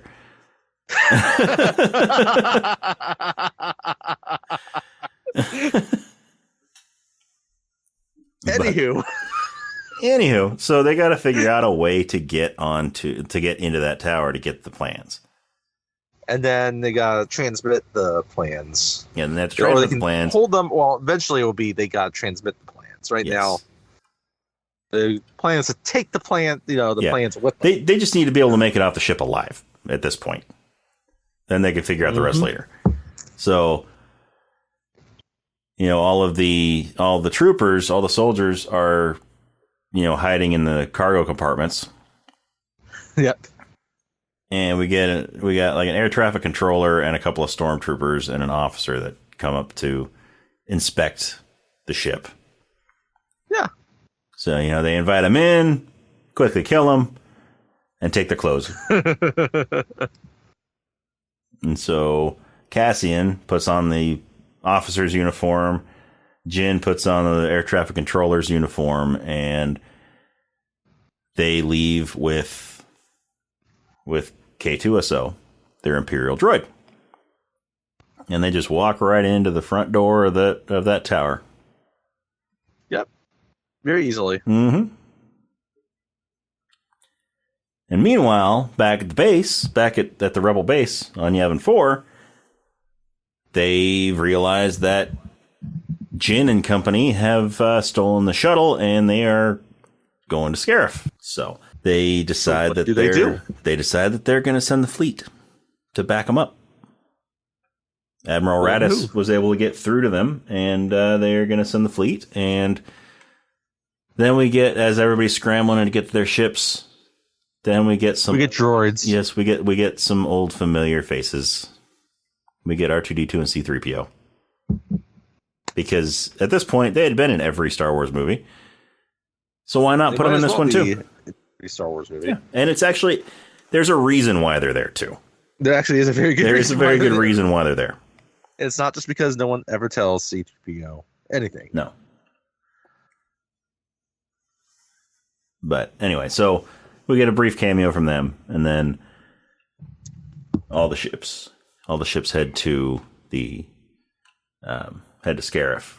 And now among these ships is also the Ghost, which is the main ship from Rebels. So it's another animated, well, not so much a character, but animated entity that was brought into live action for this movie. Which then the Ghost also got a lot of screen time in Ahsoka. Is this also when we get the Jimmy Smits, Bail Organa? Yes, cameo? we do. Yes, we get Jimmy Smits as Bail Organa, and he's talking to. Actually, he showed up earlier briefly, also. But yeah, he's talking to Mon Mothma. He really has like a line. Yeah, he's talking to Mon Mothma, and she's like, "This is also a very important actual conversation." He's like, "Can we get information to your Jedi friend?" Obviously, talking about Obi-Wan Kenobi. He's like, "Can you trust the messenger to get the message to him?" And he's like, "I would trust her with my life." Obviously, Princess Leia. Yes, his adopted daughter. In case you didn't know that. And then he goes off to his home planet. Yes, then he goes off to his home planet. Which is a deadly mistake. Which, yes, he should have stuck around for a few more days. But yeah. So he goes home to his home planet. And you know what? Maybe he goes to Earth and joins the cast of NYPD Blue. That could be. And then he was never on Alderaan when it blew up. That could be. He dies in NYPD Blue also. But yeah, but he was still on there for a while. That's years later. Spoiler alert for NYPD Blue, by the way. Hang out with Dennis Franz for a while. Yep. He didn't want to hang out with Dennis Franz for a few years. I know, right? I know. Anyhow. Yeah. I think that's how it should have happened. He went to Earth and joined the cast of NYPD Blue. I like it. And so we get the fleet goes to Scarif, and so there's a big space battle, and the shield gate is open when they get there, so they're sending as many ships through there as they can. Yeah, they get as many. We got all that. 2 squadrons of X-wings that are part of this. We got Blue Squadron and Red Squadron. Red Squadron hangs out in space. Blue Squadron tries to get through the shield gate, and most of them get through there. That Porkins was not part of this mission, that he was just off that day, because then we wouldn't have him for New Hope. Well, no, we could. We could have had him. There were a lot of Red Squadron in this that were in A New Hope. So he could have been one of the pilots in there. We just maybe didn't hear from him in this battle. But he could have been in the cockpit of one of those ships. But true. Okay. So Blue Squadron starts going through the shield gate, then they close the gate, and a couple of them crash into it. But most of them were able to get through. And it's interesting that they have Blue Squadron in here, because the original plan for A New Hope, for the final Death Star run, that final battle, it was going to be Blue Squadron, not Red Squadron. Well, there you go. But the blue on the ships was interfering too much with the blue screen that they were using. So they decided to change the color to red. And so that's how Red Squadron was born. And so it's interesting that it's cool that they put Blue Squadron here. It's just sort of a nod to that. Yes. That's why they weren't there. Mm-hmm. Because, anyhow. Yeah. So they're down there, and the Imperials have called in a bunch of walkers, a bunch of AT-ACTs. ATs, yep. The cargo version of the AT-AT. And so they're attacking the troops on the ground,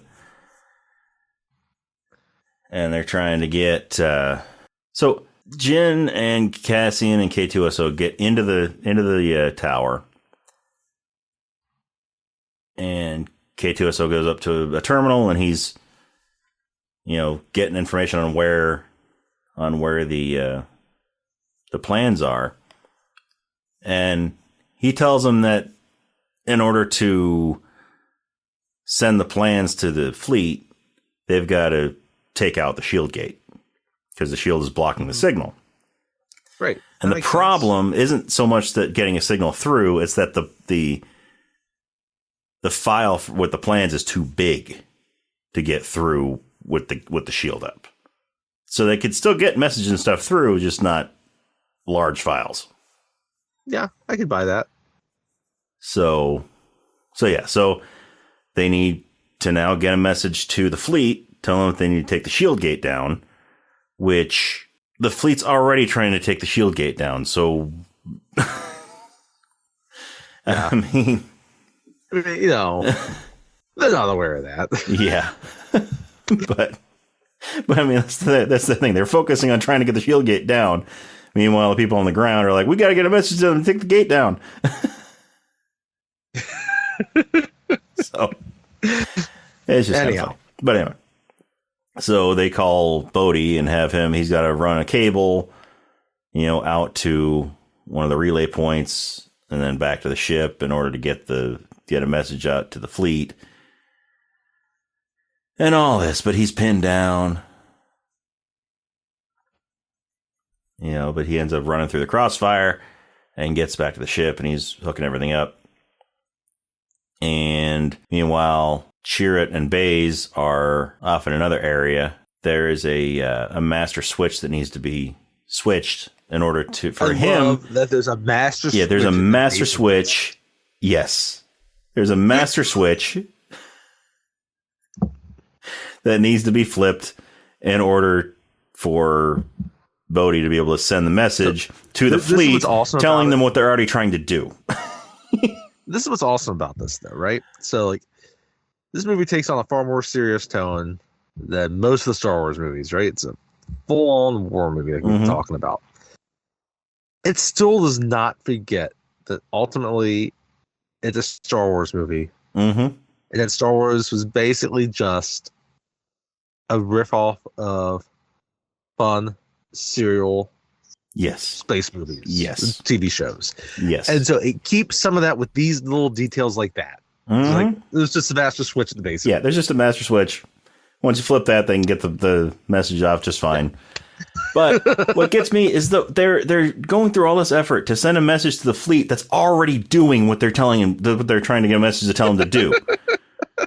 They could have saved so many lives if they just didn't bother sending this message. That's right. So just held tight. Yeah. So one guy is like, and of course the master switch is just on this console right by where a group of them are. Yeah. It's just outside, out in the open. He just says, "Oh, there's a master switch," and everybody just knows exactly where it is. They don't have to look for it. They don't have to look for like a sign that says master switch. It's just this. They just know. It's intuitive, right? Yeah. So they're pinned down so Chirrut and Baze and a few of the troopers are pinned down by some death troopers. And so they get the message from Bodhi saying that, they need to flip the switch. And so one of the guys is like, "I'm going." And he takes 2 steps out and gets shot. And then everybody's like, okay, who's going to go now? Meanwhile, back inside the tower, Cassian and Jin have gone down a little hallway to the place where all of the files are being stored. All the files for all the Imperial projects are stored in these towers that there's like these discs and stuff all, plugged into. And they're trying to locate the Death Star plans. So they're looking through the names of the stuff and they find one on hyperspace tracking, which is referenced again later in episode 8 in The Last Jedi. Yes. But then they have Project Black Saber, and then they come across Project Stardust. And Jin's like, that's it. That's the Death Star. And Cassian's like, how do you know that? How do you know? And she's like, because it's me. It's my name. Stardust is me. That's me. So they get K2SO to light up the one that they need to get to. Meanwhile, there's stormtroopers that are coming in. Krennic is back. Attacking him. Krennic's here now. Yeah, Krennic's here now. And they know that there's been unauthorized access into there. And so they're trying to shoot in to disrupt everything. And he's shooting at them while they're trying to grab the file. And he finally locks the doors. And so now their exit point is sealed off, essentially, right? Yeah. And before he does that, he gets shot, right? Yeah. K2SO, he locks the vault that they're in and then gets shot and dies a droid's death. He goes out a hero because before, when Cassian and Jin went into the vault, Jin gave K2SO a gun because he wanted one before and he didn't have one. So he finally got him it, a gun. And he uses it valiantly. Yes, he's a valiant robot. Yes, a valiant droid. Yes. So K2SO gets shot and killed. And then they get the plans to pop out of the little slot they're in on the tower, but they can't get them. Everything gets shut down, so they can't actually get it to them. So they got to break through the glass and climb up the tower to pull it out manually. Right. Meanwhile, back at the master switch, Chirrut goes out to get it. And the whole time he's walking, he's, doing his, I'm one with the force and the force is with me. I'm one with the force and the force is with me. I'm one with the force and the force is with me. All the way down there. The Death Troopers are shooting at him. They're missing him. And he makes it out there, flips the switch. And then Bodhi sends a message to the fleet, to Admiral Raddus, tells him that they need to take out the shield gate, which they've already been trying to do for the last 20 minutes. Yeah, like we know, but he's like, but he acts like it's this brand new idea. He's like, oh, we gotta take it out. So I like though when Chirrut is kind of going through there, like he's just like they're just missing him. Yeah, it's not like an act. It's not like he's fighting them. It's not, no, he's just like walking through and they're just missing doing him. His mission, walking straight forward. Yep, and they just miss him. Yeah, and the force is allowing him to get through. In whatever way that is, it doesn't need to be explained. No. I love it's a kind of a simple, but I love it. Yeah, me too. But yeah, so right after he flips the switch, then one of the Death Troopers shoots the console that he's at and it blows up. Yep. And it essentially mortally wounds him. Yeah. So Baze comes right away, Baze comes running out to him and gets to him just like Jin was with Galen. Yep. And so they're exchanging their last words to each other, and Baze decides he's going to avenge his friend. So he gets up. So once Chirrut dies in his arms, then Baze gets up, and he's got an awesome gun. He does. He's got an awesome gun. I can't believe we haven't mentioned this gun yet, but it's this rifle it's basically a belt-fed rifle, a belt-fed laser rifle that goes to a backpack, and it can either be like a heavy repeating rifle or it can be a pump action single shot. And so he's just walking around, he's just shooting these troopers, just like he's just shooting everyone. Switches it into just while murmuring, "By Grapthar's hammer, you will be avenged." Yes. Stay tuned for our Galaxy Quest episode. Because we will be doing that movie eventually. But no, he doesn't say that. He says, the Force is with me and I'm one with the Force. The Force is with me and I'm one with the Force. The same thing that Chirrut was saying, just flipped. And so, yeah, and he's just saying this as he's shooting these Death Troopers. And finally, one's about to throw a grenade at him, and he shoots the trooper, and it falls dead, but the grenade's still in his hand. And then you just get a close-up of Baze, and he just accepts his fate as the grenade goes off. Then we get a cut. It cuts to such noble deaths. Yeah, then it cuts to Bodhi in the shuttle. He had just gotten his message out to Admiral Raddus, and then a shore trooper, one of the new stormtroopers for this movie, because they always have to introduce a new type of stormtrooper. Yep, they do. Throws a grenade into the shuttle, and Bodhi sees it, and he realizes he got the message out. He did what he needed to do, so he just accepts his fate. Also, there's a lot of accepting of fates in this movie. There's a lot of acceptance of fate.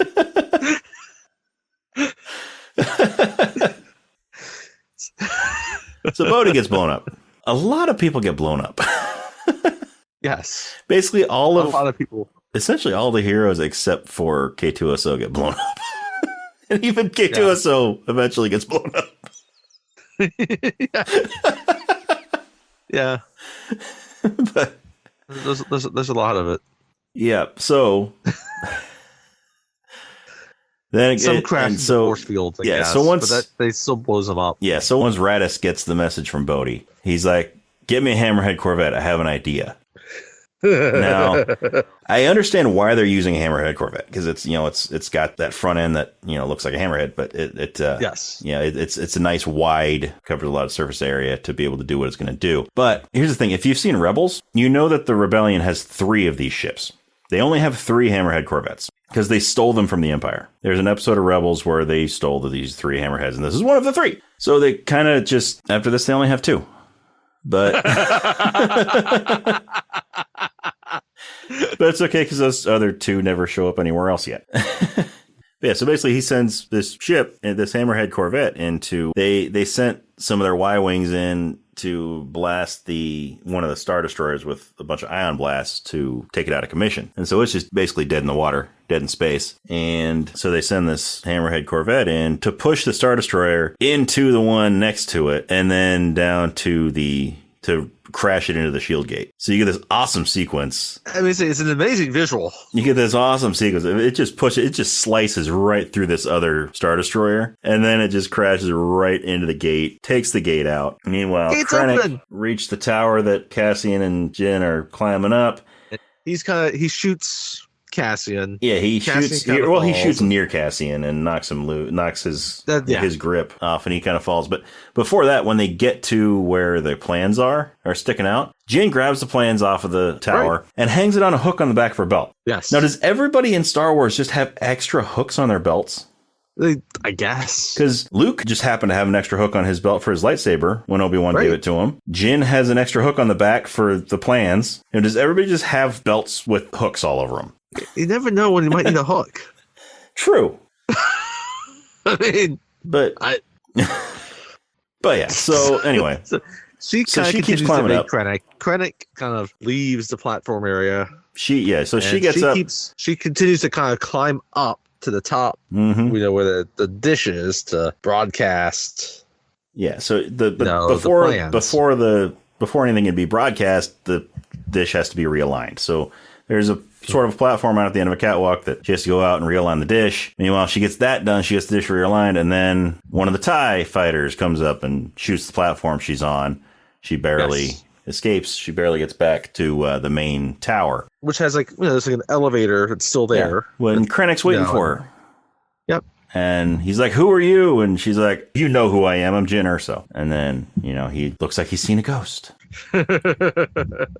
But I love this because it's like intercutting with the ground battle that's going on and also the space battle that's going on. So we have Red and Gold Squadron. So Red Squadron of X-Wings and Gold Squadron of the Y-Wings. And then the remnants of Blue Squadron up there flying around. But Red 5 gets shot down, which is how we know there's a vacancy for Luke in the Red 5 spot. I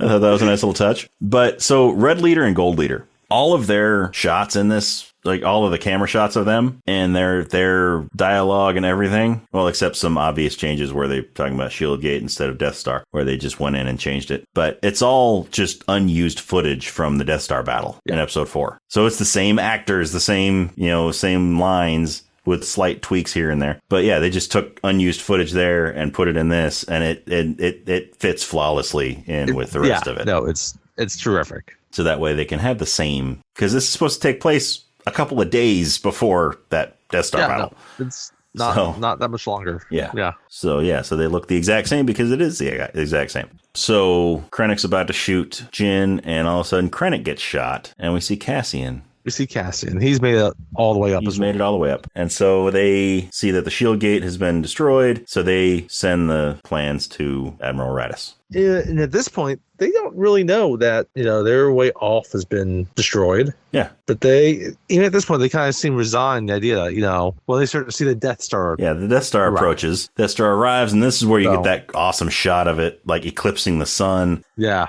And, they're able to get down off the tower just in the nick of time because the Death Star fires its laser to destroy that area of Scarif where the plans and everything, where the war's going on. And this time it was Tarkin that ordered this shot. Yes. And so it's cool. The laser went right through the satellite dish. It's really cool. And impacted. It's really cool. Impacted a few miles away on the ground. So by this time, Cassian and Jyn had made it out of the tower, and they're on the beach. They're on the beach. They're kind of stumbling out on the beach. Krennic is still up on the tower, and he wakes up just in time to see the Death Star fire its laser. Yeah. Cruel fate. Yeah. But hey. You chose the wrong side, motherfucker. Yep. So the laser impacts, and you see the explosion, and you see the shockwave coming at everybody, coming at the base, and they're heroes. And our heroes, and Cassian and Jyn are just sitting there on the beach, looking at it, coming at them, and they stand up and they hug. I'm glad they didn't have him kiss. I'm really glad they didn't have him kiss. I like that they hugged. They did not need to kiss. And it's funny, it's almost like the visual's beautiful. It's it almost looks like it could just be like the sunset. Yeah. So they're hugging because they know what's about to happen. So they're hugging and they accept their fate, just like everybody else on their team did. And they just get engulfed. Even Krennic kind of begrudgingly accepted his fate. Yeah. Yeah. And so they get engulfed in light, just in Yeah. this bright explosion light. And, they're instantly vaporized. And then we get a shot from space from the Death Star showing this big explosion, just taking everything out on Scarif. And then We're not done. we're not done. The fleet decides that, Death Star's here now. We got to go. So Radis orders everybody to jump to hyperspace, and so some of the ships get off, but then a Star Destroyer appears, just shows up right in the middle of everything. They came through hyperspace. Yes, and it turns out it's Darth Vader's Star Destroyer, and so he puts together a boarding party, and they go to Radis' ship because they are able to scan it and see that they just received a signal from Scarif. So they go to Radis' ship. And this is where you get the awesome hallway scene because they're able to download all that information onto a disk. They have a little disk. And now there's ships trying to deploy off of this to save themselves after. But, Vader's docked now. And this scene's amazing. Yes. Again, here we have other just kind of ancillary characters that also accept their fates. Yes. And are also heroes. Yes. In what they do. So we get a hallway full of rebels it's dark in this hallway, and then all of a sudden a lightsaber ignites, and it's Darth Vader standing there. And these guys, they all piss their pants. They realize they're trapped. Yeah, they all piss their pants, but they don't let that stop them. They decide they need to get these plans out of here. Out of there and do what they can long enough to prevent Vader from getting to the next guys to allow the message to continue to go down and get off. Yeah. The ship. So the door at the end of the hallway won't open all the way. It just opens a crack. So they're trying to get the attention of the guys running by. They finally get the attention of a couple of them as Vader's just ripping through everybody in this hallway. Some of them he's just tearing through. Force choking to death. Others he's just cutting in half with his lightsaber. Yeah. So the last second, the guy at the end of the hall is able to hand off the plans to somebody on the other side of the door. Just as Vader stabs him through the back with his lightsaber, the lightsaber comes through the door, and then that rebel goes and is able to get the plans onto a familiar ship. We have the Tantive 4 that was introduced at the beginning of A New Hope. And, we hear a familiar alarm and the white walls and hallways and everything, all the white interior. And they get the message to the Captain Antilles, and he takes it into a room where there's a woman in white. And he gives her the disc with the plans on it. And he asks her what's on it. And she turns around and it's Leia. And she says, Heart. Hope. She says hope, not heart. Captain Planet is not in this movie. Yes, no. It's hope. Yeah. And it's so true. It's hope. Mm-hmm. And the CGI on her face did not look nearly as good as on Tarkin, what they did with him. We didn't mention this much, but they used CGI to basically recreate Peter Cushing. And yeah, it looks it's really well done, but it still has that Uncanny Valley look to it. Yeah. But the one that they did for Leia, this was before Carrie Fisher died. It was. But again, this is after Force Awakens, yeah. where she actually appeared. But again, Force Awakens, she's 70 years old. Yeah. And this is supposed to happen back when she's 19. So right. So yeah. So so they had a different actress standing in for her. But they CGI'd her face to look like a young Leia. And it just didn't look quite right. No. It just didn't look quite right. But yeah, after that, then we get the ship takes off. It jumps into hyperspace as Darth Vader's standing right where it was in Radis' ship. And he's just looking at it. Don't worry, Anakin. Picks up his fist and he's, "Argh." Don't get on that ship, Anakin. Yep. Don't worry. And then the credits roll. And it leads directly into A New Hope. Again, it's a movie. It's a 2-hour movie that explains one sentence in the opening crawl. Yes. And it's well worth it. Yes, it is. I love this movie. I can watch it over and over again. It's great. It is one of the most satisfying movies of the last 10, 15 years, without a doubt. Easily. Yep, definitely. Yeah, so that's Rogue One. Yeah, and Michael Giacchino did a great job with the music. And of course, as the credits are rolling, we have the classic John Williams score playing. Well, yeah, fantastic movie. So, was there anything we missed? Anything else you want to mention about it? Yeah, I was just quickly trying to go through, and I don't think so. Just kind of another interesting side note. So, Tony Gilroy is one of the writers on this. create the Andor series, right? Yes. Which is appropriate. One of the other ones was Chris Weitz, who a lot of people might be familiar with for his work in directing the American Pie movies. Oh. And he also did About a Boy, which is a very different movie than some of the American Pie movies. Yes, but it is a very different he was movie. one of the writers on this, actually. So, like, that's kind of different from a lot of the stuff he's done, because he did, I guess, The Golden Compass also, which would be like kind of fantasy-ish, right? But yeah, he's mostly known for his comedy work, but he wrote the screenplay. So, it's good to, note that. But yeah, I think that's kind of mostly it. I think we covered it well because it's so good. It's just, yeah. So if you haven't seen it, watch it. Even if we just spoiled the whole movie for you, it's still worth watching. Please watch it. Like, you get a bit of this spy movie and then you get a war movie, and it blends perfectly. And after you watch it, watch Andor, because Andor is a fantastic series. Yes, it is. And it leads up. It gives you backstory on Cassian. Yeah, again, like we said, like we get a brief aspect of his backstory. There's a very small piece of it. Then we also get the beginnings of the rebellion. But in Andor, like it just fills in so many other aspects of what's happening in those years leading into New Hope. Yeah. And like I said, season 2 is going to be coming out in April. April, so, end of April, I think. So, yeah. So if you haven't seen any of the Rogue One or the Andors, watch them now. I mean, it's a 2-hour movie, and then the 12-episode series. I thought it was like an 8-episode series, like a season or something. Maybe it's 12. Andor TV series. It was first season was 12 episodes. 12 episodes. Yeah. Okay. Yeah. 12-episode season. But guess what? You know what? They could do 2 a week. Yeah. Right? It takes 6 weeks. Every 3 or 4 days. Yep. There you go. And then that'll get you closer to when season 2 comes out. But, anywho, if you enjoy the podcast and you want to follow us on social media, go ahead and check us out on Facebook and Instagram and Threads. It's Rob and Tony's Cinematic Adventure. The and is spelled out, A-N-D. It's not an ampersand like it is in the name of the podcast. And we are also on X or Twitter. That is R&T Cinematic. If you want to check out our reviews on various movies, some we've done on the podcast, some we haven't done, some we will do, some we won't do, then check out our Letterboxd page. That is Cine Adventure or Cine Adventure, C-I-N-E Adventure. If you want to let us know what you think of this movie, what you think of Rogue One. Do you love it? Do you hate it? What are your thoughts on it? You can send us an email at robandtonycinematicadventure@gmail.com. Once again, the and is spelled out, A-N-D. It's not an ampersand like it is in the name of the podcast. But, yeah, let us know what you think. Are there other movies you think we should cover? Are there movies you don't think we should cover? Just let us know what you think about the podcast. We want to bring you material that is pleasing to your ears. I am kind of interested a little bit to see, since we've kind of gone into the Disney Star Wars now, like kind of where this kind of ranks, not just within the movies, but also within, kind of the series in general, the output that's come from Disney. Yeah. So, yeah, let us know. Yeah. And then, if you enjoy the podcast, go to your favorite podcast app. Well, go to our social media, give us a like and follow, go to your favorite podcast app and subscribe.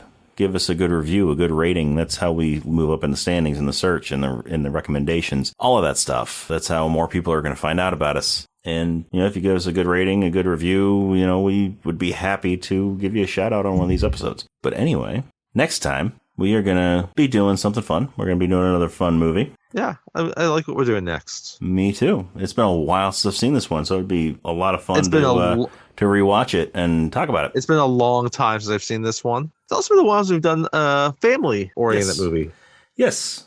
We are going to be doing quite possibly the first hockey movie that many of our generation ever saw. Probably one of 2. And we're going to be watching The Mighty Ducks. And we have a guest. We are going to have a guest. Tim Robinson is going to be joining us again because he loves this movie. He loves hockey, and he's going to come and talk to us about this one. So stay tuned for that. But yeah, so join us next time for The Mighty Ducks.